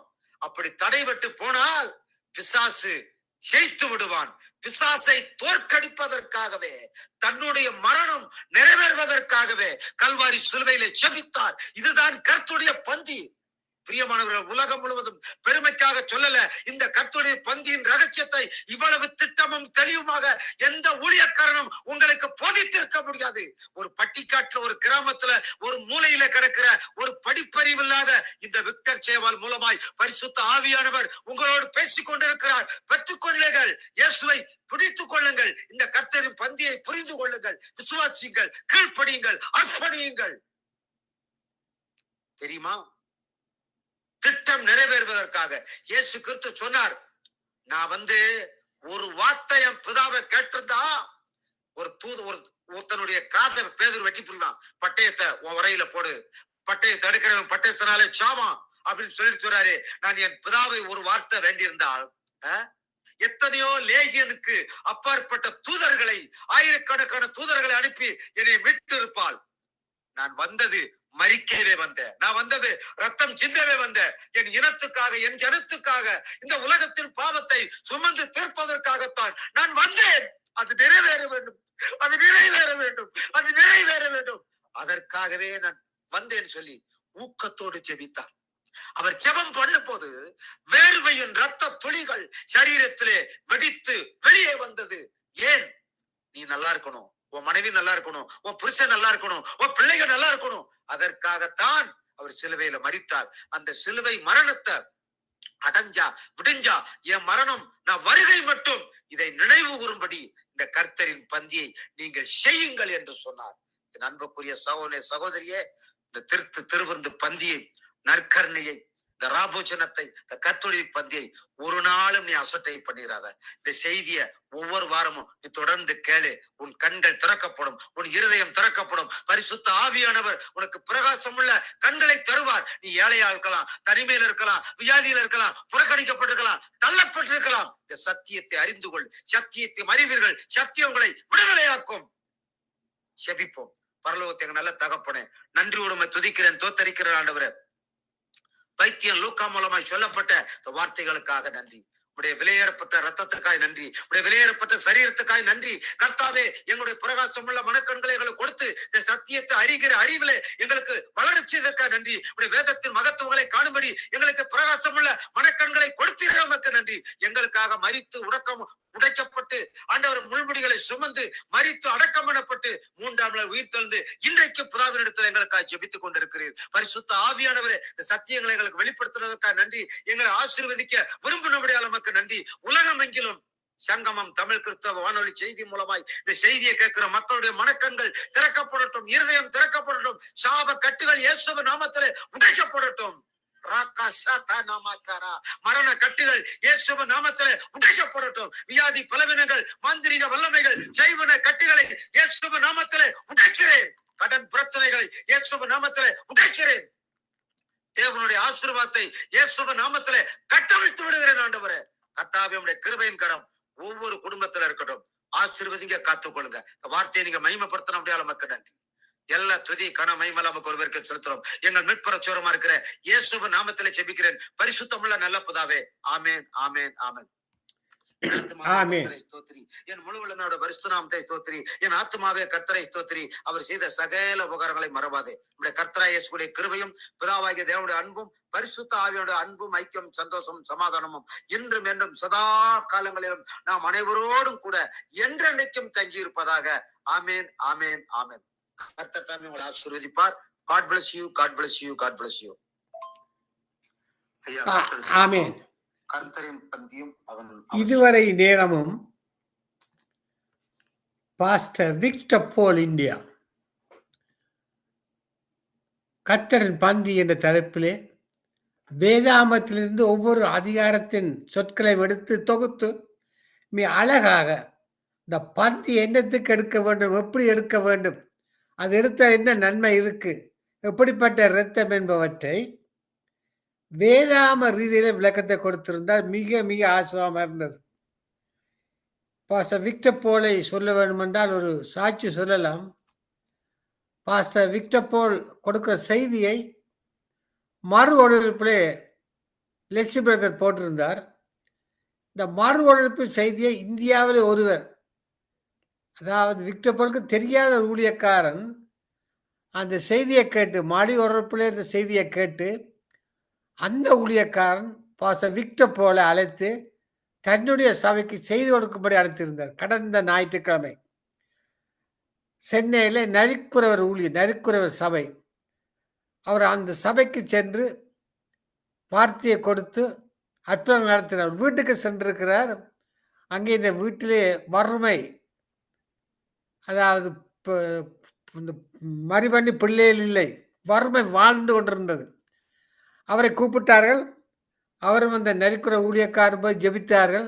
ஜெபிக்கும் பொழுது பாஸ்டர் விக்டர் போலுக்கு ஒரு தரிசனம் என்னென்று பாருண்டு. இப்போ பாஸ்டர் விக்டர் போல் அந்த மேலே டியூப் லைட்ல ஒரு உருண்டியா ஒன்று கட்டி இருந்தது. அதை கேட்டது என்ன அவைகளுக்கு தெரியாது. அவர் அந்த கட்டியை எடுத்து பார்க்கும்போது அதில் செய்வன சூனிய கட்டு, அதை அவர் எடுத்து வெளியில கொண்டு போய் நெருப்பில் எரிச்சு அது வெடிச்சு சிதறியது. அதற்கு பிறகு அந்த குடும்பத்தில் பெரிய ஒரு சமாதானம் ஆறுதல் கிடைத்தது. அந்த குடும்பம் இப்பொழுது சபைக்கு சென்று சொல்கிறார்கள்.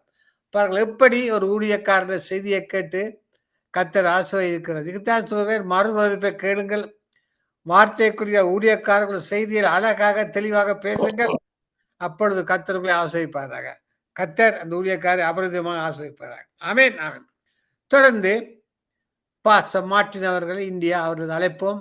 அவர் ஜெபம் என்ற தலைப்பிலே தொடர்ந்து செய்து கொண்டிருக்கிறார். அவரை வார்த்தைகளின் வெளிச்சத்தின் சார்பில் அவரை அன்போடு அழைத்து பேசுவோமா? Praise Lord pastor Martin. ஐயா பிரைஸ் லார்ட்ங்க. Praise Lord. சோஸ்ரம். உங்களுடைய செய்தி மிகவும் ஆசீர்வாதமானால் பதிவு செய்ய எங்களுக்கு கடினமாக இருக்கின்றது. அடிக்கடி சொல்லுவேன். கொஞ்சம் ஆறுதலாக நீங்கள் ஆரம்பத்தில் பேசுகிறீர்கள், கடைசியிலே ஃபாஸ்டா போகிறீர்கள். அதை பதிவு செய்து போட முடியாத காரணத்தால் தயவு செய்து மீண்டும் சொல்றேன், உங்களுடைய வார்த்தைக்குமே ஆறுதலாக அதிகாரத்தையும் வசனத்தையும் 2 முறை சொல்லி செய்தியை கொடுங்கள். கர்த்தர்களை ஆசீர்வதிப்பார். உங்களுடைய செய்தியை கேட்டு அனைவரும் உங்களை அழைக்க வேண்டும். அப்படிப்பட்ட செய்தி தான் உங்களுடைய செய்தி. எனவே பாஸ்டர், இப்ப உங்களோட ஒப்பு கொடுக்க நீங்க வழி நடத்துங்கள். ஆமென் ஆமென். கர்த்தருடைய மகா பரிசுத்த நாமம் மையப்படுவதாக. இந்த வேளையிலும் மீண்டுமாய் சங்கமம் வானொலி மூலியமாய் வார்த்தையின் வெளிச்சத்தின் மூலமாய் கிறிஸ்துவுக்குள்ளாய் அன்பான சகோதர சகோதரிகளை நான் வசனத்தை கொண்டு உங்களை சந்திப்பதில் மிகுந்த பெருமகிழ்ச்சி அடைகிறேன். நாம் கர்த்தருடைய வார்த்தைக்கு நேராக கலந்து செல்வோம். நாம் ஜெபத்தை குறித்து பல வாரங்களாக தொடர்ந்து பேசிக்கொண்டு இருக்கிறோம். பாருங்க, எப்படி ஜெபம் பண்ண வேண்டும், சிறு வயது எதற்கே ஜெபத்தை தொடர வேண்டுமா, அல்லது ஜெபத்தினுடைய மாற்றங்கள் என்ன, நாம் ஜெபிக்கும் பொழுது எப்படி பதிலை பெற்றுக்கொள்ள வேண்டும் என்ற பல காரியங்களை பார்த்து பாருங்க. வெறும் ஜெபம் மட்டும் ஒன்று ஏதோ தேவனோடு பேசுகிற காரியம் மட்டும் கிடையாது. தேவனை குறித்து அறிந்து கொள்ள வேண்டும். தேவனோடு அவருடைய கேரக்டர் அறிந்து கொள்ள வேண்டும். அவர் வைத்திருக்கிற அந்த ஒரு பிளெஸிங்ஸ் அறிந்து கொள்ள வேண்டும். தேவன் வைத்திருக்கிற அந்த எப்படி கல்வாரி சிலுவையிலே அவர் பாடுபட்டு நமக்காக அவர் பன்றமாற்று செய்திருக்கிறார். நம்முடைய சூழ்நிலை எல்லாம் எடுத்துக்கொண்டு தேவனுடைய ஒரு அனுகூலங்களை ஆசீர்வாதங்களை நம்முடைய வாழ்க்கையை தந்திருக்கிறார்.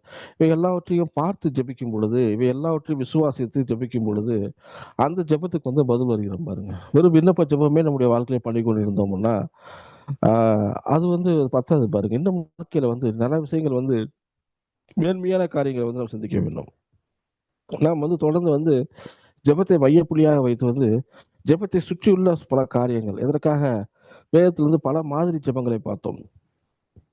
விசேஷமாய் பவுலின் ஜெபங்கள் அதிகமாக பார்த்திருக்கோம். பாருங்க, எப்படி ஜெபிக்க சொல்லியிருக்கார், யாருக்காக ஜெபிக்க சொல்லியிருக்கிறார், என்னென்ன காரியங்களுக்கு ஜெபம் பண்ணி சொல்லியிருக்கார், அதோட ரிசல்ட் என்ன அப்படின்னு பார்த்தோம். அது மாதிரி வேதத்திலிருந்து பல ஊமைகள், இதுக்கு முன்னாடி நம்முடைய முன்னோர்கள் அவருடைய வாழ்க்கையில அந்த வார்த்தை, அந்த வசனம் எப்படி கிரியை செய்தது என்பதை குறிச்செல்லாம் பார்த்துருந்தோம். பாருங்க, இப்போது நம்ம என்ன பார்க்குறோம் அப்படின்னு பார்த்துட்டோம்னா, பிசாசின் தந்திரங்களை எப்படி ஜெபத்திலே ஜெயிக்கிறது, பிசாசின் தந்திரங்களை நம்ம அறிந்து கொள்ள வேண்டும். பாருங்க, நாம் அந்த அளவுக்கு விசுவாசத்தோடு இருந்தோம் அப்படின்னா பிசாசின் தந்திரங்கள் என்ன, தேவன் வைத்திருக்கிற ஒரு ஆசீர்வாதங்கள் என்ன, இவைகளை நம்ம பிரிச்சு பார்க்க முடியும். பாருங்க, இல்லாட்டி பிசாசு என்ன பண்ணுவான்னா நம்மளை மலைமாற்றம் செய்து விடுவான். நம்மளை என்ன பண்ணிடுவான்னா, நம்ம எங்க போகணுமோ அந்த ஊருக்கு பதிலாக வேற பக்கம் டைரக்ஷன் திருப்பி விட்டுருவான். பிசாசு தந்திரங்கள் அறியாம இருந்தோம்னா நம்ம அந்த அளவுக்கு ஒரு அப்பாவி கிறிஸ்தவர்களாக இருக்கக்கூடாது. பாருங்க, அப்ப நம்ம வேதத்தை இப்போ வாசிக்கும் பொழுது வேதம் என்ன செய்யணும்னு சொல்லி நமக்கு போட்டிருக்கு, என்ன செய்யக்கூடாதுன்னு சொல்லி போட்டிருக்கு. அந்த 2 டிஃபரன்ஷியேட் நம்ம புரிஞ்சுக்கிறோம். பாருங்க, அந்த 2 வித்தியாசம் இருந்தா தான் நம்ம நல்ல ஒரு ஆவிக்குரியவர்களா, ஒரு சக்சஸ்ஃபுல் ஒரு ஒரு கிறிஸ்தவர்களாக இருக்க முடியும் பாருங்க. அதனாலதான் அதுதான் வந்து நமக்கும் உலகத்துக்கு ஒரு பெரிய பெரிய வித்தியாசத்தை காண்பிக்கிறது. இன்னைக்கு நம்ம எதை பார்க்கறோம்னா அந்த பிசாசு ஜெபத்தை வந்து பார்க்கணும்னா எபேசியர் 6வது அதிகாரம் 11வது வசனம் மற்றும் 18வது வசனம் 2 வசனங்களை பார்க்கறோம் பாருங்க. சொல்றாரு, நீங்கள் பிசாசின் தந்திரங்களோடு எதிர்த்து நிற்க திராணி உள்ளவராகும்படி தேவனுடைய சர்வாயுத வர்க்கத்தை தெரிந்து. இங்க ஆர்மர் ஆஃப் காட் தேவனுடைய சர்வாயுத வர்க்கத்தை வந்து கொடுக்கும்பொழுது சொல்றாரு, நீ பிசாசின் தந்திரங்களை வந்து எதிர்த்து நிற்கணும். ஏன்னா பிசாசு வந்து தந்திரசாலி. அவனுக்கு தந்திரம் தான் செய்ய முடியும். உன்னை வந்து எப்படி ஏமாத்தணும், உன்னை எப்படி டைரக்ஷனை மாற்றி சொன்ன மாதிரி உன்னை எப்படி டைரக்ஷனை மாற்றி விடணும், நீங்க வந்து எங்க சேரணுமோ அங்க சேரக்கூடாது. முக்கியமா தேவன்கிட்ட உங்களை பிரிக்கணும். உங்க தேவ சமூகத்திலிருந்து உங்களை இன்னும் அதிகமாக வந்து தூரப்படுத்தணும். இந்த மாதிரி காரியங்கள்லாம் வந்து பிசாசு வந்து உங்களை வந்து டைரக்ட் மாத்திக்கிட்டே இருப்பான் பாருங்க. அதை அறிந்து கொள்ளணும் போடுறாரு. அதுல வந்து இந்த சர்வாயுத யுத்தங்களை சொல்லிக்கொண்டே இருக்கும் பொழுது 18வது வருஷத்துல இப்படியா சொல்லுறாரு பாருங்க, எந்த சமயத்திலும் சகல விதமான வேண்டுதலோடும் விண்ணப்பத்தோடும் ஆவினாலே ஜெபம் பண்ணி அதன் பொருட்டு மிகுந்த மன உறுதியோடும் எல்லா பரிசுத்தவான்களுக்கும் பல வேண்டுதலோடும் விழித்துக் கொண்டிருக்கிறது சொல்றாரு. நீங்க ஜெபத்துல விழித்துக் கொண்டிருக்கணும். எந்த சமயத்திலையும் ஜெபம் பண்ணணும், ஆவியில ஜெபம் பண்ணணும். இது எல்லாமே வந்து பாத்தீங்கன்னா வெறும் வந்து சர்வாயுத வர்க்கங்கள் மட்டும் கிடையாது. ஜெபம் வந்து வாழ்க்கையில முக்கியமா இருக்கிறது. இதனோட சர்வாயுத வர்க்கத்தோட சேர்ந்து நாம் வந்து ஜெபத்தை வந்து பார்க்க வேண்டும் சொல்லி போடுறது பாருங்க. அப்ப நாம் இப்படி ஜெபிக்கும் பொழுது மற்ற எல்லாவற்றையும் அப்படின்னா நம்ம வந்து ஒரு டோட்டலா வந்து அந்த ஆர்மர் ஆஃப் காட் மொத்தமா எடுக்கணும், வித் பிரேயரோட எடுக்கணும். அப்படி எடுக்கும் பொழுது மட்டும்தான் அது வேலை செய்கிறது. அப்படி வேலை செய்யும் பொழுதுதான் நம்ம பிசாசு எரிகிற அந்த அக்னி ஆஸ்திரங்கள்லாம் அவிழ்த்து போடுற மாதிரி விசுவாசம் வந்து கிடையாது பிடிக்க முடியும். பிசாசு ஒரு பக்கம் எரிகிற அந்த அக்னி ஆஸ்திரமா அவன் நம்மளை ஏமாத்துற காரியமா தெரியாம நம்ம பேசாம கேடயத்தை ஒரு பக்கம் திருப்பிடணும்னு வச்சுக்கோங்களேன், அது வந்து நம்ம நோக்கி பாயும் பார்த்துக்கோங்க. எல்லா அம்பு எங்க நோக்கி வருதோ அந்த அம்புவை நோக்கி நம்ம கேடயத்தை வைக்கணும். அம்பு ஒரு பக்கம் வரும்பொழுது நம்ம கேடயத்தை இன்னொரு பக்கம் திருப்பி வச்சிருந்தோம் அப்படின்னா அது என்ன ஆயிரும்னா இதாக்கிடும். அப்ப எந்த டைரக்ஷன்ல வருது, எந்த பக்கம் இருந்து வருது அப்படின்ட்டு நம்ம வந்து பிசாசின் தந்திரத்தை அவர் எழுதின அம்புடைய டைரக்ஷன்ஸ் எல்லாமே வந்து நம்ம தெரிந்து வைத்துக் கொள்ளும் பொழுதுதான் அதுதான் நம்ம வந்து ஃபுல்லா வந்து நம்மளை காப்பாற்றும் பாருங்க. அப்பதான் விசுவாசம் வேலை செய்யும். விசுவாசன்ற கேடையை அப்பதான் வேலை செய்யும். நம்ம கேடயத்தை ஒரு பக்கம் திருப்பி வச்சுக்கிட்டு இன்னொரு பக்கம் அம்பு எழுதி இருந்தானா அது நம்ம கொண்டுரும் பாருங்க. நம்ம ஆவிக்குரிய வாழ்க்கை காலியாயிரும். அப்ப நாம் சரியான டைரக்ஷன்ல வந்து அவனை எதிர்த்துக்கணும். அதற்கு வந்து ஜெபம் வந்து மிக உதவி செய்கிறது பாருங்க. இன்றைக்கு நம்ம என்ன பார்க்க போறோம் அப்படின்னா, போன தடவை வந்து கர்த்தருடைய காரியங்கள் மேலான காரியங்களை தேடணும் அப்படின்ற காரியத்தை வந்து பார்த்தோம் பாருங்க. மேலான காரியங்களை வந்து எப்படி கழுகு உயரமாய் பறக்கிறது, மேலான காரியங்களை பறக்கிறது, எப்படி நம்முடைய அந்த கம்ஃபோர்ட் ஜோனை எப்படி உடைக்கணும், எப்படி அவங்க ஓரேபில இருந்து ஜனங்கள் வெளியே வந்தாங்க, அந்த கம்ஃபோர்ட் ஜோன்ல இருந்து எப்படி வெளியே வர்றாங்க அப்படின்ற காரியத்தை வந்து பார்த்தோம். எப்படி கம்ஃபோர்ட் ஜோனை வச்சு வந்து பிசாசு வந்து நம்மளை வந்து ஒரு ஸ்டெப் வந்து மேலே முன்னேற போகாதபடிக்கு அதே இடத்துல நம்ம நிற்க வைக்கிறான். இந்த இடத்துல இல்லை, இது போதும், இது வசதியா இருக்கு, இதே இடத்துல இருந்துக்கோ, இதுதான் உங்களுடைய டெஸ்டினேஷன் சொல்லி டெஸ்டினேஷனை மாற்றி விட்டுறான் பாருங்க. இதை சரியாக அறிந்து கொள்ள வேண்டும். அறிந்து கொள்ளும் பொழுதுதான் நாம் எங்கே கர்த்தர் செல்லணுமோ அங்கே வந்து சேருக்கு வந்து உதவி செய்வார். இன்னைக்கு நம்ம என்ன பார்க்கணும் அப்படி பார்க்க போறோம் அப்படின்னா, காட்ஸ் பிளெஸ்ஸிங்க்கும் ஒரு லவ் ஆஃப் மணி அல்லது வந்து ஒரு விசிபிள் பிளெஸ்ஸிங்குள்ள வித்தியாசம் என்ன அப்படின்ற காரியங்களை வந்து நீங்க பார்க்க போறீங்க. எப்படி வந்து ஒரு லவ் ஆஃப் மணியை காமிச்சு அல்லது வந்து ஒரு விசிபிளா இருக்கிற ஒரு மெட்டீரியல் பிளெஸ்ஸிங்கை காமிச்சு பிசாசு எப்படி நம்ம எப்படி டிஸ்ட்ராக்ட் பண்றான், எப்படி டைரக்ஷனை மாற்றி பண்றான் அப்படின்றது பார்க்கணும். இப்போ காட்ஸ் பிளெஸ்ஸிங்லாம் அது எங்கே இருக்கிறது அப்படின்னு பார்த்தோம் அப்படின்னா, எபேசியர் 1வது அதிகாரம் 3வது வசனத்துல எப்படியா எழுதப்பட்டிருக்குது பாருங்க. நம்முடைய கர்த்தராகிய இயேசு கிறிஸ்துவின் பிதாவாகிய தேவனுக்கு ஸ்தோத்திரம், அவர் கிறிஸ்துவுக்குள்ள உன்னதங்கள்ல ஆவிக்குரிய சகல ஆசீர்வாதம் நம்மை ஆசீர்வதித்துதான் போட்டிருக்கு. இந்த இடத்துல வந்து பவுல் வந்து எபேசு சபைக்கு எழுதும்போது சொல்றாரு, தேவன் உங்களை ஆசீர்வதிச்சிருக்கிறார். அவர் கல்வாரி சிலுவையில என்ன பண்ணாரு, உங்கள் பிசாசின் தலையை நசுக்கி உங்கள் தரித்திரத்தை ஏற்றுக்கொண்டு உங்கள் மேல ஆசீர்வாதத்தை கட்டளையிட்டு இருக்காரு. இப்போ அந்த ஆசீர்வாதம் எங்க இருக்கு, நான் கஷ்டப்படுறேன் அப்படின்னா அந்த ஆவிக்குரிய மண்டலத்துல அந்த ஆசீர்வாதம் இருக்கு. அந்த ஆசீர்வாதம் வார்த்தையின் வசனத்திலே வாக்கு தத்துவத்தின் அடிப்படையில் அந்த ஆசீர்வாதம் வேதத்துல புரிந்திருக்கிறது. இதான் ஒரு ஆவிக்குரிய மண்டலம் பாருங்க. இந்த ஆசீர்வாதத்தை, இந்த கண்ணுக்கு தெரியாத இந்த ஆசீர்வாதத்தை இன்விசிபிளா இருக்கிறது உங்களுடைய வாழ்க்கையில வந்து இந்த விசிபிள் ஆக்கணும் அப்படின்னா இதே கூடிய காரியங்களை நம்முடைய வாழ்க்கை வந்து இருக்கும் பாருங்க. வெறும் உழைப்பு உழைப்பு உழைப்பு நம்பி உலகத்தரமா இருக்க முடியாது பாருங்க. உழைப்பு உழைப்பு உழைப்புன்னு உலகத்தை போய் பணம் சம்பாதிக்கிறான், கரெக்டான ஆசீர்வாதமா இருக்கிறாங்க, அந்த ஆசீர்வாதம் வேற. இங்க வேதம் உங்களை குறித்து சொல்லப்பட்டிருக்க ஆசீர்வாதம் வேற. இந்த இடத்துல சொல்றாரு, உங்களுடைய ஆசீர்வாதங்கள் ஆவிக்குரிய காரியங்கள் வந்து ஆவிக்குரிய சகல ஆசீர்வாதமும் என்ன பண்றாரு, உங்களை ஆசீர்வதித்திருக்காரு. உங்களை வந்து ஆல்ரெடி பிளஸ்டட், நீங்க வந்து ஆசீர்வதிக்கப்பட்டவர்கள் அப்படின்றாரு. அப்போ அந்த ஆசீர்வாதங்கள் வந்து நம்முடைய வாழ்க்கையில இருக்கிறது. அந்த ஆசீர்வாதம் நம்ம வாழ்க்கையில பழிக்க வேண்டும் அப்படின்னா, வேத வசனத்தை நம்ம என்ன பண்ணணும்? நம்ம தியானம் பண்ண வேண்டும். வேத வசனத்தை வந்து அதன்படி நடக்க வேண்டும். இப்படி நம்ம நடக்கும்பொழுது மாத்திரம் தான், அது நம்முடைய வாழ்க்கையில வந்து பலிக்கிறதா இருக்குது பாருங்க. அப்ப வேத வசனத்தோடு நாம் வந்து நம்முடைய வாழ்க்கையை செலவிடும் பொழுது, வேத வசனத்தைப்படி நடக்கும் பொழுது, அதோடு கூட நாம் ஜெபிக்கும் பொழுது, அந்த ஆசீர்வாதத்தை நம்ம என்ன பண்றோம்னா, ஆவிக்குரிய ஒரு ஆசீர்வாதத்தை நம்ம வந்து ஆவி மண்டலங்களுக்கு ஆசீர்வாதத்தை என்னுடைய வாழ்க்கையில வந்து நம்ம வந்து வித்ட்ரா பண்ணிக்கிறோம். அதான் சொல்லப்பட்டிருக்கு. அது மட்டும் கிடையாது. இன்னொரு காரியத்த வந்து அப்படி பண்ணும் பொழுது, இன்னொரு காரியத்த வந்து இங்க வந்து ஒரு எச்சரிக்கையா ஒண்ணு எழுதப்பட்டிருக்கு பாருங்க. 1 தீமோத்தேயுல 6வது அதிகாரத்துல 10வது வசனம். 1 தீமோத்தேயு 6:10 அப்படி போட்டிருக்கு. பண ஆசை எல்லா தீமைக்கும் வேறா இருக்கு. சிலர் அதை இச்சித்து விசுவாசத்தை விட்டு வழுவி அநேக வேதனைகளை தங்களை குத்தி கொண்டிருக்கிறாருன்னு போட்டிருக்கு. இந்த இடத்துல என்ன சொல்லியிருக்குன்னா, அதுக்கு அப்படியே ஆப்போசிட் ஆசீர்வதித்திருக்கிறாருன்னு போட்டிருக்கு. ஆசீர்வாதத்தை வித்ட்ரா பண்ணணும்னு நம்ம பேசுறோம். ஆசீர்வாதம் நம்ம வாழ்க்கையில பழிக்க வேண்டும்னு பேசுறோம். ஆனா இந்த இடத்துல ஒருபடி மேல போட்டிருக்கு. என்ன போட்டிருக்குன்னா, பண ஆசை எல்லா தீமைக்கும் வேறா இருக்கிறது. சிலர் எங்களை வந்து இச்சித்து அதை விரும்பி விசுவாசத்தை விட்டு விழுகுறாங்க. விசுவாசத்தை விட்டு வழுவி போய் அநேக வேதனைகளால் தங்களை தாங்களே குத்தி கொள்கிறார்கள். இவங்க என்ன சொல்றாங்கன்னா, இந்த இடத்துல வந்து அப்ப அந்த வசனத்துக்கும் இந்த வசனத்துக்கும் இடையில ஒரு பெரிய டிஃபரன்ஸ் இருக்கு. அந்த டிஃபரன்ஸ் வந்து தெரியல பாருங்க. அந்த வசனம் ஆசீர்வாதத்தை தான் கூடுது. இந்த வசனம் வந்து பண ஆசையினா லவ் ஆஃப் மணிலால் வருது. Love of blessings. அது வந்து ரொம்ப ஆசீர்வாதத்தை நம்ம வந்து என்ன பண்றோம்னா, வேத வசனத்தை காட்டிலும் தேவன் வைத்திருக்கிற நம்முடைய அந்த லைஃப் ஸ்டைலை காட்டிலும் அதிகமாக பணத்துக்கு முக்கியத்துவம் கொடுக்கும் பொழுது, அது பண ஆசையாக மாறிவிடுது. அந்த ஆசீர்வாதத்தை வந்து ரொம்ப முக்கியத்துவம் கொடுத்தோம் அப்படின்னா, அது என்ன பண்ணுது? ஆசீர்வாதமா மாறிவிடுது. அதனால தான் வந்து மத்தேயுல சொல்றாரு, முதலாவது தேவனுடைய ராஜ்யத்தையும் நீதியையும் தேடுங்கள். இவையெல்லாம் உங்களுக்கு கூட கொடுக்கின்றாரு. அப்ப ப்ரையாரிட்டிஸ் காரியங்கள் ஒன்று, செகண்டரி காரியங்கள் ஒன்று. செகண்டரி தூக்கி வந்து ப்ரையாரிட்டியில் போடக்கூடாது. இரண்டாவதுக்குள்ள ஒரு ஸ்தானத்தை கொண்டு வந்து முதலிடத்துல வைக்கக்கூடாது. முதலாவது என்ன? முதலாவது தேவனுடைய ராஜ்யத்தையும் அவருடைய நீதியையும் தேடுங்க. அதுதான் ஃபர்ஸ்ட். நம்ம வந்து எதை தேடணுமோ அதை தேடணும். அதற்காகத்தான் ஜெபம் உதவி செய்யறது பாருங்க. இதெல்லாம் பிரிச்சு பார்க்கறதுக்கு தான் ஜெபம். நம்முடைய வாழ்க்கையில ஜெபங்கிறது வர வர நம்ம ஆவிக்குரியவன் சகலத்தையும் நிதானத்தை அறிய பண்ணிட்டு இருக்கோம். நமக்குள்ள அந்த ஆவிக்குரிய அறிவு வந்து அது சுவிட்ச் ஆன் ஆயிரும் பாருங்க. அது வந்து சகலத்தையும் பிரிச்சு பார்க்க ஆரம்பிச்சிடும். நம்முடைய லவ் ஆஃப் மணினா என்ன, பிளஸிங்ஸ்னா என்ன? அப்போ ஒரு விசுவாசிக்கு ஆசீர்வாதம், இந்த இடத்துல வந்து வசனம் பார்த்தோம்னா விசுவாசுக்கு ஆசீர்வாதம் தேவை இல்லையா? அந்த இடத்துல அந்த வசனத்தை பார்த்தா விசுவாசுக்கு ஆசீர்வாதம் தேவை. அப்போ ரெண்டுக்கு இடையில வந்து ஒரு பெரிய ஒரு சின்ன ஒரு பிளாங்க் இருக்கு பாருங்க. அது ரெண்டையும் டிஃபரன்ஷியேட் பண்றது தான் வந்து இன்றைக்குரிய காரியங்களை பார்க்க போறோம். உங்களுக்கு புரியுற மாதிரி சொல்லணும் அப்படின்னா, ஒரு வெஹிக்கிள் வாங்குறோம் அல்லது வந்து ஒரு லேண்ட் வாங்குறோம், ஒரு வீடு வாங்குறோம் அப்படின்னா, நம்ம என்ன பண்றோம்னா 2 விதமான காரியம் கொடுப்பாங்க. ஒன்று வந்து டாக்குமெண்ட், இன்னொன்று பார்த்தோம்னா வெஹிக்கிள். அந்த வெஹிக்கிளோ அந்த மெட்டீரியல் வீடோ அது லேண்டோ வந்து கண்ணுக்கு தெரியுற மாதிரி கொடுப்பாங்க. இன்னொன்று வந்து டாக்குமெண்ட்ஸாக கொடுத்துருவாங்க. இப்போ அந்த டாக்குமெண்ட் இல்லைன்னா வெஹிக்கிள் கிடையாது.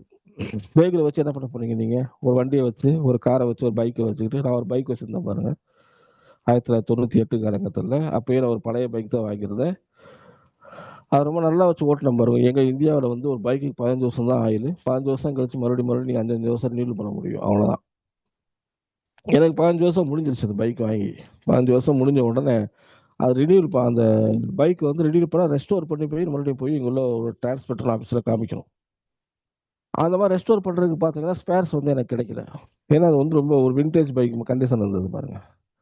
நானும் எவ்வளோ அலைஞ்சு பார்த்தேன். கடைசியில் அந்த பைக்கை கை விடலாம் அப்படின்னு சொல்லிட்டு பைக்கில் வேறு எக்ஸ்சேஞ்சில் போட்டு வேறு பைக் வாங்கிடலாம்னு சொல்லிட்டு என்கிட்ட ஒரு 3 பைக் இருந்துச்சு பாருங்க. 3 பைக்கில் இந்த பைக்கையும் இன்னொரு பைக்கையும் போட்டு 2 பைக்குமே எக்ஸ்சேஞ்சில் போட்டுருவோம். நான் பிஸ்னஸ் பண்ணுறதுனால எனக்கு வெஹிக்கிள்ஸ் தேவைப்பட்டதுனால வச்சுருந்தேன், மோட்டார் சைக்கிள்ஸ். போய் அந்த பைக் எக்ஸ்சேஞ்ச் போடுறேன். அது ஆக்சுவல் ரேட்டை விட அந்த document valid invalid out of டேட்னால கிட்டத்தட்ட 10ல் 1 பங்கு தான் எனக்கு பணம் கிடச்சிது. எனக்கு அது வந்து அவ்வளோதான், அதில் வேல்யூ பண்ணி எடுத்துக்கிட்டாங்க. அவ்வளோதான். Document invalid. அப்போ document invalid, document out of date. But நீங்கள் பைக்கு பார்த்தீங்கன்னா ஃப்ரெஷ்ஷாக தான் இருக்குது. அது ரன்னிங் கண்டிஷன் தான் இருக்குது. வண்டி ஓட்டலாம். இது நமக்கு ரொம்ப உதவியாக தான் இருக்கும். இப்போ ரெண்டையும் நம்ம டிஃபரன்ஷியேட் பண்ணணும் பாருங்க. அப்போ நம்ம டாக்குமெண்ட்டும் வேலிடாக வச்சுக்கணும், வண்டியும் வேலிடாக வச்சுக்கணும். அது மாதிரி தான் இந்த இடத்துல வந்து நீங்கள் பார்த்தீங்கன்னா டாக்குமெண்ட்டுக்கு தேவனுடைய ஆசீர்வாதம் மாதிரி அது வந்து ரொம்ப ரொம்ப முக்கியம் பாருங்க. அது இன்வேலிட் ஆயிடுச்சு. அது வந்து ஒருத்தமில்லாமல் நம்ம வந்து மதிக்கிறது இல்லை. அது பதிலாக வந்து இந்த வண்டி தான் பெருசாக நமக்கு தெரியுது அப்படின்னா லவ் ஆஃப் மணியில் போயிடும்.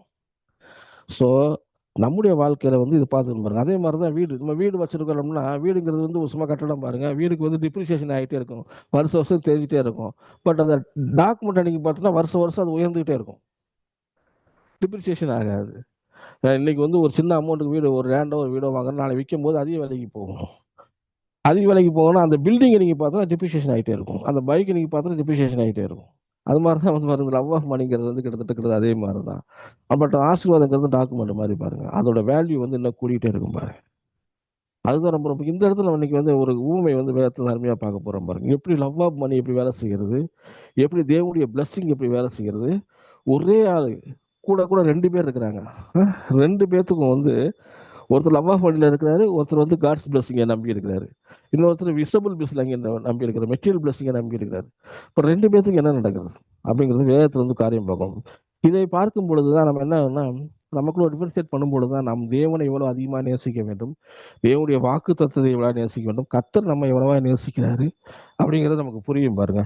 அவருடைய பலன் என்ன அப்படி இருந்தோம்னா நம்ம உண்மையாக இருந்தது பலன் என்ன அப்படிங்கிறது நம்முடைய வாழ்க்கையில் வந்து நன்றாக தெரியும் பாருங்க. வேதத்திலிருந்து ஒரு காரியத்தை பார்க்கணும்னா ஆதியாகமம் 12 போவோம், ஆபிரகாம்கிட்ட போவோம். ஆபிரகாம்ல தான் அந்த விஷயம் அருமையாக கிளியராக போட்டுருக்கு பாருங்க. ஆபிரகாம் நமக்கு தெரியும், புறஜாதியிலிருந்து கர்த்தர் அவரை தெரிந்து கொண்டாரு, தேவனுடைய வாக்கு தத்துவத்துக்கு கொடுத்து அழைக்கிறாரு. அது இங்க பார்த்தோன்னா ஆபிரகாம் ஆதியாகமம் 12வது அதிகாரத்தில் எழுதப்பட்டிருக்குது. 1 3 வசனங்களை வாசிக்கிறேன் பாருங்க. கர்த்தர் ஆபிரகாமை நோக்கி, நீ உன் தேசத்தையும் உன் இனத்தையும் உன் தகப்பனுடைய வீட்டையும் விட்டு புறப்பட்டு நான் உனக்கு காண்பிக்கும் தேசத்துக்கு போ. நான் உனக்கு பெரிய ஜாதியாக்கி உன்னை ஆசீர்வதித்து உன் பெயரை பெருமைப்படுத்துவேன், நீ ஆசீர்வாதமாய் இருப்பாய். உன்னை ஆசீர்வதிக்கிறவர்களை ஆசீர்வதிப்பேன், உன்னை சபிக்கிறவர்களை சபிப்பேன். பூமியில் உள்ள வம்சங்கள் எல்லாம் உனக்குள் ஆசீர்வதிக்கப்படும் என்றார். கர்த்தர் ஆபிரகாமுக்கு சொன்னபடியே அவன் புறப்பட்டு போனான். லோத்துவும் அவனோடு கூட போனான். ஆபிரகாம் ஆரானை விட்டு புறப்படும் பொழுது 25 வயதில் இருந்தான். ஆபிரகாம் தன் மனைவிய சாராளையும் தன் சகோதரன் மகனாகிய லோத்தையும் தாங்கள் சம்பாதித்திருந்த சம்பத்து எல்லாவற்றையும் ஆரானிலே சகோதரித்திருந்த ஜனங்களையும் கூட்டிக் கொண்டு அவர்கள் கானான் தேசத்துக்கு புறப்பட்டு போய் கானான் தேசத்திலே சேர்ந்தார்கள். இந்த இடத்துல நீங்க பாத்தீங்கன்னா ஒரு ஆபிரகாமுக்கு கர்த்தருடைய அழைப்பு வந்து வெறும் அழைப்பட மட்டும் போகல, பிளஸ்ஸிங்கோட போகுது. நான் என்னுடைய சொல்லுக்கு நீ கீழ்ப்படிந்து நான் சொல்ற இடத்துக்கு நீ சென்ன, அப்படியே டிட்டோவா நீ வார்த்தையை ஃபாலோ பண்ண, அப்படியே டிட்டோவா என்னோட வாக்குத்தத்தை நீ ஃபாலோ பண்ணா நீ ஆசீர்வாதமா இருப்ப. அநேகருக்கு பூமியில் உள்ள ஜனங்கள் எல்லாரும் உனக்குள்ள வந்து என்ன பண்றாங்க, ஆசீர்வதிக்கப்படும்ன்றாரு. அந்த உலகத்தில் உள்ள எல்லா ஜனத்தையுமே உன்னுடைய ஒரு டிசண்டன்ஸை நான் கொண்டு வருவேன். அந்த ஆசீர்வாதத்துடைய ஊற்று வந்து ஓ மூலியமா ஒரு சேனல் மூலியமா பாய்ந்து போகின்றாரு. அந்த இடத்துல நீங்க பாத்துட்டீங்கன்னா கர்த்தர் வந்து நான் சொல்ற இடத்துக்கு நீ போ, உன் இடத்தை விட்டு போ, உன் தேசத்தை விட்டு போ, கானான் தேசத்துக்கு போன்ற ஒரு முழுவதுமாய் கீழ்ப்படிந்து அவன் புறப்பட்டு போறான் பாருங்க. போகும்போது தன்னுடைய மனைவியை கூட்டு கொண்டு போறான், நம்மள தன் சகோதரி குமாரனாகிய லோத்துவையும் கூட்டு போறான். நீங்க 13வது அதிகாரத்துல 1வது வசனத்துல இருந்து பாத்தீங்கன்னா 1-2 வாசிக்கிறேன் பாருங்க. ஆபிரகாமும் அவன் மனைவியும் அவனுக்கு உண்டான யாவும் அவனே லோத்துவும் எகிப்தை விட்டு புறப்பட்டு வந்தார்கள். ஆபிரகாம் மிருக ஜீவன்களும் வெள்ளியும் பொண்ணுமுடைய ஆஸ்திகளையும் உடைய சீமான இருந்தான்னு போட்டிருக்கு. கர்த்தர் என்ன சொன்னாரோ கர்த்தர் சொன்னபடியே அவனை ஆபிரகாம் ஆசீர்வதிக்கிறார். அவன் சீமானா இருந்தான்னு போட்டிருக்கு. அது மட்டும் கிடையாது, நீங்க பாத்துட்டீங்கன்னா அவனுடைய லோத்துடைய ஆசீர்வாதத்தை பார்த்தீங்கன்னா 5வது அதிகாரம் 6வது பார்த்தீங்கன்னா ஆபிரகாமுக்கு லோத்துக்குள்ள ஆசீர்வாதத்தை பாருங்க. ஆபிரகாம் மட்டும் வந்து ஆசீர்வதிக்கல, ஆபிரகாமோட சேர்ந்த லோத்துவுக்கும் ஆசீர்வாதம் ஒட்டி கொண்டது பாருங்க. ஏன்னா ஒரு இதாவது ஃபெலோஷிப் ரொம்ப முக்கியம் பாருங்க. ஒரு ஆசீர்வதிக்கப்பட்ட மனிதன். அப்போ ஆசீர்வாதம் வாக்கு தத்துவம் எல்லாம் கொடுக்கப்படுறது ஆபிரகாம். ஆனால் லோத்துவை சேர்ந்ததுனால அந்த லோத்துக்கும் ஆசீர்வாதம் வந்து ஒட்டி கொண்டது. நீங்க பாத்துட்டீங்கன்னா 5வது அதிகாரத்தை பாருங்க. 5வது வசனம் 13வது அதிகாரம் 5வது வசனம். ஆபிரகாமுலே வந்த லோத்துவுக்கும் ஆடு மாடுகளும் கூடாரங்களும் இருந்தன. அவைகள் ஒருமித்து கூடியிருக்க அந்த பூமி அவர்களை தாங்கக்கூடாது இருந்தது. அவருடைய ஆஸ்தி மிகுதியா இருந்தபடினால் அவர் ஒருமித்து வாசம் பண்ண ஏதும் இல்லாமல் போயிட்டு. இங்க பாருங்க, கர்த்தர் வந்து வாக்கு தத்துவத்தை கொடுக்குறாரு. வாக்கு தத்துவத்தின் அடிப்படையில் வந்து அது விசபிள் பிளஸிங்காக மாறுது, ஒரு மெட்டீரியல் பிளஸிங்காக மாறுகிறது. அது ஆபிரகாமுக்கு மட்டும் வேலை செய்யுது. ஆபிரகாமோட சேர்ந்து யாரெல்லாம் அசோசியேட் வச்சிருக்காங்களோ, யாரெல்லாம் ஃபெல்லோஷிப் வச்சிருக்கிறாங்களோ, யாரெல்லாம் ஒரு கூட வந்திருக்கிறாங்களோ, பர்டிகுலராக லோத்து அவருக்கும் சகோதரன் தான், சகோதரனுடைய மகன் தான். அவனுக்கு என்ன ஆச்சுன்னா பிளஸ்ஸிங்ஸ் வந்து பெருகுது. ஆபிரகாமுடைய பிளஸ்ஸிங் பெருகிறது, லோத்துடைய பிளஸ்ஸிங் பெருகுது. 2 பேருடைய பிளஸ்ஸிங்கும் எப்படி இருக்கு அப்படின்னு பார்த்துட்டீங்கன்னா பூமியே தாங்கக்கூடியலாம். அந்த அளவுக்கு பூமியே கண்ணுக்கு தெரியாத அளவுக்கு அந்த அளவுக்கு வந்து அவருடைய ஆடு மாடுகள் திரச்சி பெருக்கம், வேலைக்காரருடைய பெருக்கம், இதெல்லாம் அப்படி பார்த்துட்டீங்கன்னா நிறைஞ்சு போய் காணப்படுது. கண்ணுக்கே தெரியல பூமி. அதில் பார்த்துட்டா அவங்க 2 பேத்துக்குள்ளேயும் ஒரு சில பிரச்சனைகள் வருது பாருங்க. 2 மேய்ப்பர்களுக்கு இடையில பிரச்சனை வர ஆரம்பிச்சது. 2 மேய்ப்பர்களுக்குள்ள வந்து நீங்க பெரியாரா, நான் பெரியாரா, எனக்கு இடம் இல்லை, உனக்கு இடம் இல்லை, இது ப்ராப்ளம்ஸ் வந்த உடனே அவர்களுக்குள்ள ஒரு சண்டைகள் வந்துருச்சு பாருங்க. 7வது வசனம் பார்த்தோம்னா, ஆபிரகாமுடைய மந்தை மேய்ப்பருக்கும் லோத்துடைய மந்தை மேய்ப்பருக்கும் வாக்குவாதம் உண்டாயிட்டு அக்காலத்திலே கானானிலும் பெருசிலும் அந்த தேசத்தில் குடியிருந்தார்கள். பெரிய பிரச்சனை வந்துருச்சு, சண்டை வந்துருச்சு, 2 பேத்துக்குள்ளே ஒரு மனஸ்தாபம் வந்துருச்சு பாருங்க. ஏன்னா இப்ப யாருக்கு வந்து ப்ரையாரிட்டைஸ் எடுக்கணும், லோத்துவா ஆபிரகாமை? லோத்து வந்து ஆபிரகாமோட போட்டி போடுற அளவுக்கு இருக்காரு. ஆனா லோத்துக்கு வாக்குத்தத்தம் கிடையாது. ஆனா பிளஸிங்ஸ் 2 பேர்ட்டையும் இருக்கு பாருங்க. ஆபிரகாம்கிட்ட வாக்குத்தத்தம் இருந்தது, 2 பேருமே ஆசீர்வதிக்கப்பட்டிருக்கிறார்கள் பாருங்க. இப்ப 2 பேத்துக்குள்ள ஒரு சில மனக்கசப்பான உடனே ஆபிரகாம் வந்து ஒரு முடிவு எடுக்கிறாரு. ஏன்னா ஆபிரகாம் தான் மூத்தரை பாருங்க. முடிவு எடுக்கிறார். என்ன சொல்ற பாருங்க, 8வது வசனத்துல ஆபிரகாம் லோத்துவை நோக்கி, எனக்கும் உனக்கும் என் மேய்ப்பெருக்கும் உன் மேய்ப்பெருக்கும் வாக்குவாதம் செய்ய வேண்டாம், நம் சகோதரர், இது தேசமெல்லாம் உனக்கு முன்ன இருக்கிறது அல்லவா, நீ என்னை விட்டு பிரிந்து போகலாம். நீ இடதுபுறம் போவேனாயில் நான் வலதுபுறம் போகிறேன், நீ வலதுபுறம் போவேனாயில் இடதுபுறம் போகிறேன் என்றார். அப்பொழுது லோத்து தன் கண்களை ஏறெடுத்து பார்த்து யோர்தான் நதிக்கு அருகான சமபூமி முழுவதும் நீர்வளம் பொருந்தவனாயும் கண்டான். கர்த்தர் சோதமையும் குமாராவையும் அழிக்கிறதுக்கு முன்னே சோவாரும் போகும் வழி மட்டும் அது கர்த்தருடைய தோட்டத்தை போலவும் எகிப்தை போலவும் இருந்தது. அப்பொழுது லோத்து யோர்தானுக்கு அருகான சமபூமி முழுவதையும் தெரிந்து கொண்டு கிழக்கே பிரயாணப்பட்டு போனான். இப்படி அவர்கள் ஒருவரை விட்டு பிரிந்தார்கள். இந்த இடத்துல பாருங்க, ஒரு ஆபிரகாம் பாருங்க இவ்வளவு ஒரு அருமையான ஒரு டெசிஷன் எடுக்கிறாரு பாருங்க. இப்போ வந்து டிசிஷன் பண்ற அத்தாரிட்டி வந்து லோத்துட்ட கொடுக்குறாரு. ஏன் லோத்துட்ட கொடுக்குறாரு அப்படின்னா, ஆபிரகாம் வந்து தேவனை நன்கு அறிந்து வைத்திருந்தார் பாருங்க. கர்த்தர் எப்படி சொன்னா தன்னுடைய வாழ்க்கையில் நடக்கும், ஒரு ஆசீர்வாதம் எப்படி உண்டாகும் அப்படின்றது நன்றாகவே தெரியும் பார்த்துக்கோங்க. அவர் எந்த சூழ்நிலையுமே சரிதான், ஒன்றுமில்லாத இடத்துலையுமே வந்து கர்த்தர் வந்து ஆசீர்வதிக்கிறன்றது நல்லா தெரிஞ்சு வச்சுக்கிறார். வனாந்தரத்திலே வந்து ஒரு ஆசீர்வதிக்கிறவர், பல இடத்துல விட்டா கூட எங்க ஆசீர்வதிக்கிற நல்லா தெரியும். அதனால என்ன பண்றாருன்னா, ஆப்ஷனை வந்து இவர்கிட்ட கொடுத்துட்டாரு, லோத்துட்ட கொடுத்தாரு. நீ எங்க எடுக்கிற அங்க எடுத்துக்கோப்பா, நம்ம 2 சண்டை வேணாம், நம்ம சகோதரா இருக்கிறோம், இவ்வளவு தூரம் கூட வந்துட்டோம், ஒரே சொந்த பந்தம் வேற, அதனால நீ எது எடுக்கிறியோ அதுக்கு ஆப்போசிட்டா நான் போய்க்கிறேன் அப்படின்ற போது லோத்து வந்து கண்களை ஏறெடுத்து பார்க்குறான் பாருங்க. ஏறெடுத்து நல்லா பார்க்கும் பொழுது அவன் வந்து சோதம் வந்து குமாரம் வந்து பெருசா தெரியுது, ரொம்பவும் ஒரு செழிப்பா தெரியுது. ஒரு நதி போகுது அந்த இடத்துல, ரொம்ப பசுமையா இருக்கு, மேய்ப்பருக்கு உகந்த இடமா இருக்கு. பார்க்கறதுக்கு வந்து காணான் இது ஏதேன் தோட்டம் மாதிரி இருக்கு. எகிப்துல எப்படி இவங்க எகிப்துக்கு தான் இதுக்கு முன்னாடி போயிட்டு வந்திருப்பாங்க பாருங்க, எகிப்துல ஆசீர்வாதத்தெல்லாம் பார்த்து வந்திருக்காங்க, அந்த ஒரு ஆசீர்வாதம் மாதிரி இருக்கு அப்படின்னு பார்த்தோம். சோதம் குமாரவை தெரிந்து கொடுக்குறான் பாருங்க. அதனால நீங்க பாத்தீங்கன்னா 12வது அதிகாரம் 1 வசனத்துல கர்த்தர் வந்து ஆபிரகாம் பேசும்பொழுது, ஆபிரகாம் தேவனை தெரிந்து கொண்டான். ஆசீர்வதிக்கும் தேவனை தெரிந்து ஆசீர்வதிக்கிறாரு. ஆபிரகாம் தேவனை நேரில் பார்த்தது கிடையாது. இந்த 12வது வசனத்தை அதிகாரத்துல நீங்க பாத்தீங்கன்னா அவருடைய குரலை கேட்கிறான், தேவனை தெரிந்து கொண்டான், அவர் மேல நம்பிக்கை வச்சு வர்றான். ஆனா லோத்து வந்து அந்த தேவனை தெரிந்து கொள்ளவில்லை பாருங்க. அவன் வந்து கண்ணுக்கு காண்கிற ஒரு பிளஸ்ஸிங்கை வந்து பார்க்கறான். கண்ணில் இருக்கிற ஒரு இது, எனக்கு எது வசதியா இருக்கும், நான் எதிர்காலத்துக்கு எது வசதியா இருக்கும், அதை தான் அவன் பார்க்குறான் பாருங்க. அவன் என்ன பண்ணிருக்கணும், அவர் வந்து சாய்ஸ் ஆபராம விட்டுருக்கணும். நீங்க தான் மூத்தவர், நீங்க என்ன சொல்றீங்க நான் செய்யறேன்னு சொல்லி விட்டுருக்கணும். அப்புறம் நிச்சயமா வந்து லோத்துடைய வாழ்க்கை வந்து தப்பிச்சு விட்டுருக்கும் பாருங்க. ஆனால் என்ன பண்ணான்னா, கண்ணுக்கு எது தெரியுது, எனக்கு இதுதான் பிளஸ்ஸிங், இதுதான் எனக்கு வேணும், இதுதான் எனக்கு பச்சை பச்சைன்னு இருக்கு, இதுதான் எனக்கு அழகா இருக்கிறது, இதுதான் என் வாழ்க்கையை மேன்மைப்படுத்தும் அப்படின்னு சொல்லிட்டு தேவனுடைய ஆசீர்வாதத்தையும் தேவனுடைய ஆசீர்வாதத்தையும் அவன் பெருசா பார்க்கறா பாருங்க. அவன் கண்கள் தெரியுது, அந்த விசபிள் அந்த மெட்டீரியல் பிளஸிங் தான் பெருசா தெரியுது. நான் சொல்ற மாதிரி டாக்குமெண்ட தூக்கி போட்டாச்சு, வெஹிக்கிள்லையும் அந்த வீடு தான் பெருசா தெரியுது, அதுக்கு டிப்ரிசியேஷன் இருக்குன்றது அவருக்கு தெரிஞ்சுக்கல அவருக்கு. அது மாதிரிதான் வந்து இப்படி பாருங்க, அவர் கண்ணுக்கு தெரியுற காரியங்கள் தான் இதுதான் வந்து பெருசா தெரியுது பாருங்க. தேவனை விட்டுட்டான். அது பாருங்க அழகா வந்து ஆபிரகாம் சொல்லும்போது ரொம்ப ஒரு ஞானமான ஒரு டிசிஷன் பாருங்க. சொல்றாரு, நீ வலதுபுறம் போனா இடதுபுறம் போறேன், நீ இடதுபுறம் போனா வலதுபுறம் போய்க்கிறேன்றாரு. அப்புறம் என்ன அர்த்தம், நீ எல்லாத்தையும் எடுத்துக்க, உனக்கு தேவையை எடுத்துட்டு மிச்சத்தை கொடு. நீ இந்த டைரக்ஷன்ல போற, நான் ஆப்போசிட் டைரக்ஷன்ல போற, அது எந்த சூழ்நிலை இருந்தாலும் சரிதான். எப்படி எனக்குள்ள வந்து தேவன் இருக்காரு, என் மேல தேவனுடைய ஆசீர்வாதம் இருக்கு, கர்த்தர் மேல ஒரு ஆசீர்வாதம் மேல நம்பிக்கை பாருங்க. எந்த சூழ்நிலை போனாலும் சரி, எந்த தேசத்துக்கு போனாலும் சரி, கர்த்தர் நம்முடைய அந்த தேசத்துல ஆசீர்வதிப்பார் அப்படின்ற ஒரு பெரிய நம்பிக்கையில வந்து என்ன பண்றான், தைரியமா ஒரு முடிவு எடுத்து சொல்றாங்க. ஆனா இதைத்தான் நல்லா பார்த்துக்கணும், 2 பேரும் தெரிந்து கொள்ளுதல் பாருங்க. இதைத்தான் வந்து நம்ம வந்து ஜெபத்துல கொண்டு வரும். இதை தான் வந்து கரெக்டா வந்து நம்ம பிசாசு என்ன பண்ணுவான்னா, நம்ம காண்கின்ற காரியங்களை தான் முதலிடம் கொடுக்க வைப்பான். காணாத தேவனுடைய காரியத்தை வந்து அவள் வந்து இரண்டாவது ஒரு காரியம் பாருங்க. என்னுடைய வாழ்க்கையில நான் வீட்டில் நான் ஒரு வருடம் அச்சிக்கப்பட்டவன் பாருங்க. என் குடும்பம் வந்து எங்கள் அப்பா வழியில் கிறிஸ்தவ குடும்பம் தான். ஆனால் நான் தான் அதிகம் பைபிள் தூக்கி சுற்றுறாரு சின்ன வயசுலேருந்து.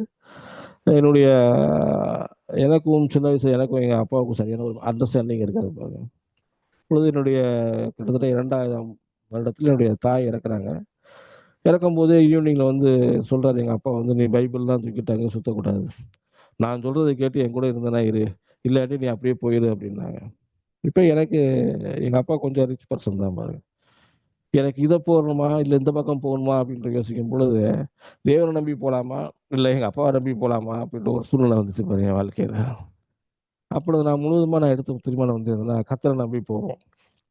எந்த சூழ்நிலையும் சரிதான், எவ்வளோ கஷ்டமாக இருந்தாலும் சரிதான், வாழ்க்கை வாழ்ந்து தான் காப்போம். நம்ம ஒரு ஆள் தான் ரசிக்கப்பட்டிருக்கோம். நம்முடைய வாழ்க்கையை பார்த்து இவர்கள் வந்து மனம் திரும்பட்டும். நம்முடைய வாழ்க்கையை வந்து இவர்களுக்கு சாட்சியாக இருக்கட்டும். நம்மளும் வந்து உலகத்தார் மாதிரி எனக்கு ஒரு அண்ணன் வந்து தம்பி ஒருத்தர் இருக்காரு பாருங்க. 2 பேருமே வந்து இல்லை நம்ம அப்பாவோட இருக்கிறது தான் சேஃப். ஏன்னா எனக்கு வந்து இப்போ வாலிப வயசு தான் பாருங்க. எனக்கு எதிர்காலம் இருக்குது, நான் இன்னும் படிக்கணும், என் எதிர்கால செட்டில்மெண்ட்லாம் இருக்குது. ஸோ நம்ம இங்கே இருந்தோம் அப்படின்னம்னா அது சேஃபு. நம்ம தனியாக போய் பைபிள் இருந்தோம்னா சேஃப் கிடையாது. அந்த மாதிரி ஒரு சூழ்நிலை இருக்கும் பொழுது எனக்கு ஒரு கஷ்டமான ஒரு சூழ்நிலை முடிவெடுக்க வேண்டிய சூழ்நிலை. அப்போதான் அந்த மோசடி தெரிந்து கொள்ள நம்ம தான் தேவ ஜனங்களோட துன்மனை தெரிந்து கொண்டான்ற மாதிரி கத்தரக்காக நின்று பார்த்து வந்து ஒரு வாழ்க்கை தர வாழ்ந்து பார்த்துருவோம். இவ்வளவு தூரம் பைபிள் படிச்சிருக்கோம், வேதத்தை வசனம் பண்ணியிருக்கோம். அதை வந்து நம்ம ஆக்ஷன்ல இறங்கும் பொழுது நாம் எதை தெரிந்து கொள்கிறோம், அதுதான் ரொம்ப முக்கியம். நமக்கு எது சேஃபர் பிளேஸ், நமக்கு எது கம்ஃபர்ட் ஜோனு, அதை தெரிந்து கொள்ள போறோமா அல்லது வந்து கிறிஸ்துவுக்காக நிற்க போறோமா அப்படின்ற போது நான் தைரியமா அந்த முடிவு எடுத்த மாதிரி இன்ன வரைக்கும் அதை ஸ்டாண்ட் பண்ணிட்டு இருக்கேன் நான். அதுக்கப்புறமும் நான் மேன்மேலும் கத்தரை படிக்க வச்ச, தொழில் ஆசீர்வச்சாரு, வேலை ஆசீர்வச்சாரு, ஊழியத்தை வந்து செய்ய உதவி செஞ்சாரு பாருங்க. கத்தரை நம்பி போனோம்னா ஆபிரகாம் வந்து வேதத்துல பார்த்துக்கலாம், நாங்களாம் லைவ் எக்ஸாம்பிளா தான் இருக்கும் பாருங்க. கத்தரை நம்பி போன நிச்சயமே கெட்டு போக மாட்டோம். கத்தரை நம்பி தைரியமா முடிவு எடுத்தோம் பாருங்க. அது என்னோட வாழ்க்கையில் மிகப்பெரிய மாற்றத்தை உண்டாக்கிச்சு. நீ நானும் அந்த பக்கம் இருந்தேன்னா 10ஓட சேர்ந்து 11 தான் இருந்திருப்பேன். ஏதோ ஒரு வாழ்க்கை வாழலாம், அவ்வளவுதான். இன்னைக்கு எல்லாத்துடைய ஒரு நோக்கம், பிரதானமான நோக்கம் என்னன்னா ஒரு வாழ்க்கை வாழணும். அந்த வாழ்க்கை வந்து எப்படி இருக்கணும் அப்படின்னு பார்த்துட்டீங்கன்னா, ஏதோ ஒரு லைஃப்ல செட்டில்மெண்ட் ஆகணும். ஒரு சின்ன வீடு, ஒரு சின்ன காரு, சர்ச்சு பக்கத்துல ஒரு இடம், அங்கேயே உடனே சர்ச்சுக்கெல்லாம் போயிட்டு வந்து ஒரு அப்படியே அங்கேயே இருந்துக்கணும். இது நல்லதுதான். பட் ஆனால் இந்த ஆசை வந்து குறைச்ச ஆசை பாருங்க. இதை காட்டிலும் கொஞ்சம் பெருசா போகணும் பாருங்க. இன்னும் ஆண்டவருக்கு பிரயோஜனமா இருக்கணும். ஆண்டோடைய நிழல்ல வாழ்றது ஓகே. ஆண்டோட நிழல்ல வாழ்ந்து ஆண்டவருக்கு வந்து நாம் வந்து நம்முடைய தேவ ராஜ்யம் நம்ம மூலியமா சிறு பகுதியாக கட்டப்படணும் பாருங்க. இன்னும் கொஞ்சம் பிரயாரிட்டி எடுக்கணும். நாம் ஆசீர்வாதத்தை வாங்கி கொள்றதை விட நம்ம மூலியமா ஆசீர்வாதம் கடத்தப்படணும். தேங்குற தண்ணி மாதிரி இருக்கக்கூடாது பாருங்க, ஓடுற தண்ணி மாதிரி இருக்கணும். நம்ம மூலியமா ஆசீர்வாதம் அநேகருக்கு போகணும். அநேகர் நம்ம மூலியமா ஆசீர்வதிக்கப்படணும். நம்ம ஆசீர்வாதத்தை எனக்கு கொடு எனக்கு கொடு எனக்கு கொடு எனக்கு கொடு வாங்குறது அது ஆரம்ப காலத்துல சின்ன குழந்தைங்க அப்படி இருக்கும் பாருங்க. வளர வளர வந்து நாம் மற்றொன்று கொடுக்கிறவர்களா இருக்க வேண்டும். நாம் ஆசீர்வாதத்தை கடத்துறவர்களா இருக்க வேண்டும். நாம் தேவனுடைய ராஜ்யத்துக்கு பிரயோஜனப்படுறவர்களா இருக்கணும் பாருங்க. அதனாலதான் டெசிஷன் எடுக்கும்போது கத்தர் இன்ன வரைக்கும் வந்து நல்ல வேலைக்கு இந்த பக்கம் வந்துட்டேன். ஒருவேளை அந்த பக்கம் போக டெசிஷன் சரியா எடுத்ததுனால உண்மையாலுமே கத்தர் வந்து என் கூட இருந்து பல விஷயங்கள் வந்து நடத்துறாரு. இந்த இடத்துல பாருங்க, நம்ம ஆபிரகாம் லோத்துக்கு வருவோம் பாருங்க. 2 பேரும் பிரிஞ்சுட்டாங்க. கடைசியில் அவர் நிலைமையில எடுத்து பார்த்தீங்கன்னா ஒரு யுத்தம் வருகிறது. யுத்தத்துல நீங்க பாத்தீங்கன்னா 2 சைடு ராஜாக்கள் மோதுறாங்க. லோத்து சைடுல வந்து அந்த சோதமுக்கு ஒரு 5 ராஜா, அந்த பக்கம் ஆப்போசிட்ல 5 ராஜா. 2 பேரும் மோதும்போது சோதமுக்கு ராஜா தோத்து போயிட்டான். தோத்து போனது மட்டும் கிடையாது பாத்துட்டுங்க, நீங்க 14 அதிகாரத்துல நீங்க பாத்துட்டீங்கன்னா இவனும் வந்து எல்லாத்தையுமே இழந்து போயிட்டான். 14 வசனத்துல 14வது அதிகாரத்துல வந்து நீங்க பாருங்க, 14வது வசனத்துல 14 அதிகாரத்துல 11வது வசனம் பாருங்க. ஆதியாகமம் 14:11. அப்பொழுது அவர்கள் சோதோமின் குமாரரில் உள்ள பொருட்கள் எல்லாவற்றையும் போஜன பதார்த்தங்கள் எல்லாவற்றுக்கும் எடுத்துக்கொண்டு போய்விட்டார்கள். ஆபிரகாமின் சகோதரனுடைய குமாரனாகிய லோத்து சோதோமில் உள்ள சோதோமில் இருந்தபடியினால் அவனையும் அவன் பொருட்களையும் கொண்டு போய் விட்டார்கள். நல்லா பாருங்க, மெட்டீரியல் பிளஸிங்கை தெரிந்து கொள்கிறான். தனக்கு எது கம்ஃபர்ட்டா இருக்குன்னு அதை தெரிந்து கொள்கிறான். பிரச்சனை வருது, பிரச்சனை வரும்பொழுது பாருங்க இவர் மொத்தமா வந்து போயிடுச்சு, இருக்கிறதெல்லாம் போயிடுச்சு. தேவனை தெரிந்து கொண்டு தானே போயிருக்காது, தேவனுடைய வாக்குத்தத்தை விசுவாசித்து தானே போயிருக்காது. ஆபிரகாம் சொல்லி கீழ்படித்து தானே போயிருக்காரு.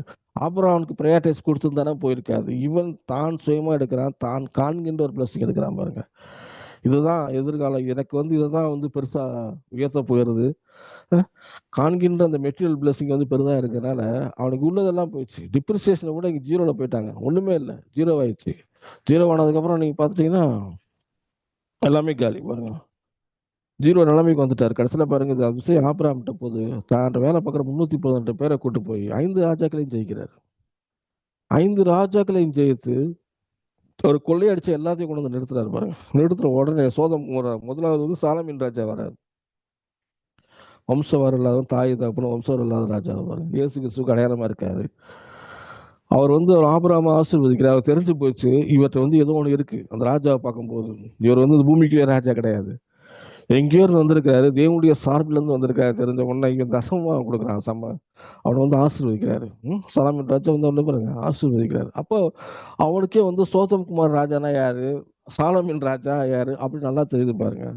எவ்வளோ ஒரு ஒரு ஒரு நல்ல ஒரு தேவனை குறிச்ச ஒரு சிந்தனை உள்ளவனா இருக்காரு பாருங்க. 2வது சோதம் குமார் ராஜா வராரு பாருங்க. அவர் வந்து சொல்றாரு, சோதம் குமார் ராஜா வர சொல்றாரு 14வது அதிகாரம் 21வது வசனம் பாருங்க. சோதம் ராஜா ஆபிரகாம் நோக்கி, ஜனங்கள் எனக்கு தரும் பொருட்களை நீர் எடுத்துக்கொள்ளும். அதற்கு ஆபிரகாம் சோதோமின் ராஜாவை பார்க்குறாரு, சொல்றாரு பாருங்க, ஜனங்களை எனக்கு கொடுத்துரு, நீ வந்து ஜெயிச்சுட்ட, நான் இழந்த எல்லாத்தையும் வீட்டுக்கு கொண்டு வந்துட்டேன், நீ வந்து என் ஜனங்களை மட்டும் கொடுத்துரு, ஜனங்களை கொடுத்தா போதும். ஏன்னா அவருடைய ஒரு ராஜாவுடைய சோர்ஸை வந்து ஜனங்கள் தான், அதை எனக்கு கொடுத்துரு, எவ்வளவு பொருள் பூரா நீ எடுத்துக்கோ. நீ சொல்ற சோதம் குமாரோடைய முழு சொத்துமே வந்து இப்ப யாருக்கு பக்கத்துல இருக்குன்னா ஆபிரகாமுடைய காலடியில இருக்கு பாருங்க. அவர் யாரை தெரிந்து கொண்டார்? தேவனை தெரிந்து கொண்டார், வாக்கு தெரிந்துட்டார், மெட்டீரியல் பிளஸிங் தெரிஞ்சுக்கல, இன்க்ளூடிங் லோத்துடைய அசட்டா வந்ததா இருக்கு, எல்லாமே வகையில வந்துருச்சு பாருங்க. சொல்றாரு, அதற்கு ஆபிரகாம் என்ன சொல்றாரு பாருங்க. அதற்கு ஆபிரகாம் 22வது வசனம் 14வது 22வது வசனம், சோதோமின் ராஜாவை பார்த்து, ஆபிரகாமை ஐஸ்வர்யன் ஆக்கினேன் என்று நீ சொல்லாதபடிக்கு நான் ஒரு சாட்டை ஆயிரும் பாதரட்சியின் வாரையாயிரும் உமக்கு உண்டானவர்கள் யாவற்றையும் நான் எடுத்துக்கொள்ளேன் என்று வானத்தை பூமி உண்டாக்கின உன்னதமான தேவனுடைய கர்த்தருக்கு நேராக என் கைகளை உயர்த்துகிறேன். சூப்பரான 2வது டிசிஷன் பாருங்க. சொல்றாரு, நீ எனக்கு எல்லாத்தையும் கொடுத்து நீ என்ன பணக்காரனாகன்னு சொல்லாத, எங்கேயில கொடுத்துட்ட அப்படின்னா நான் தான் ஒரு ஐஸ்வர்யன் ஆக்கினேன், நான் தான் ராஜாக்கன்னு சொல்லிக்கொண்டு தெரியும் பாருங்க. அது வந்து தேவையில்லை. என்னோட கை வந்து தேவனுக்கு நேரம் உயர்த்தப்பட்டிருக்கிறேன். கர்த்தரன் வனாந்திரத்தில் ஆசிர்வதிக்கிற தேவன். கர்த்தர் எனக்கு வந்து எந்த பங்கு வந்து மனுஷர்கள் எனக்கு வேணாம் உச்சட் பண்ணி என்னை தூக்கி ஓரமாக போட்டாலும், எந்த இடத்துக்கு நான் தள்ளி விட்டான் தெரியும், அந்த இடத்துலையும் கர்த்தர் என்ன பண்றாரு, என்ன ஆசீர்வதிக்கிறார். தேசத்துடைய தேசம் வந்திருக்கலாம், ஆசீர்வாதத்துக்காக போராடி கொண்டிருக்கலாம், நான் கர்த்தரை நம்புறோம் அப்படின்னா அந்த ஆசீர்வாதம் இருக்கு. நான் ஒரு தான் சொன்ன மாதிரி, முதலாளி வந்து வீடு தரேன், கார் வாங்கி தர்றேன், உனக்கு பிஸ்னஸ்ல வந்து உனக்கு ஒர்க்கிங் பண்ணல சேர்த்துக்கன்னு ஒரு சாட்சி சொன்னேன் பாருங்க. நான் சொல்றேன், ஒருவேளை நான் அப்படி வாங்கியிருந்தேன் அப்படின்னா நான் அப்படின்னா அவர் சொல்லிட்டே இருப்பாரு, விளம்பரம் பண்ணி இருப்பாருங்க, அவருடைய வீடு ஏன் வீடு தான், நான் தான் அவர்கிட்ட கொடுத்தேன் சொல்லி மீட்டிங் வச்சு சொல்லியிருப்பாரு. அந்த கார் ஓட்டுற கார் என்னுடைய கார் தான் சொல்லியிருப்பாரு. பிசினஸ்ல அவர் நான் தாங்க ஒர்க்கிங் பார்ட்னர் சேர்த்து சொல்லியிருப்பேன். ஏன்னா அவருக்கு உரிமை இருக்குன்னு அவர் தான் கொடுத்தாரு பாருங்க. அது மாதிரி மனிதர்கள் உங்களுக்கு ஒரு பொருளை உங்களுக்கு கொடுத்தாங்க, கிஃப்டா கொடுத்தாங்கன்னா அதான் சொல்லுவாங்க. ஆனா இந்த இடத்துல சொல்றாரு, அது ராஜா கொடுக்குற அந்த படம் ஒரு தேசத்துடைய சொத்தையை வந்து அவன் என்ன பண்றாருன்னா வேணாம்னு சொல்றான்.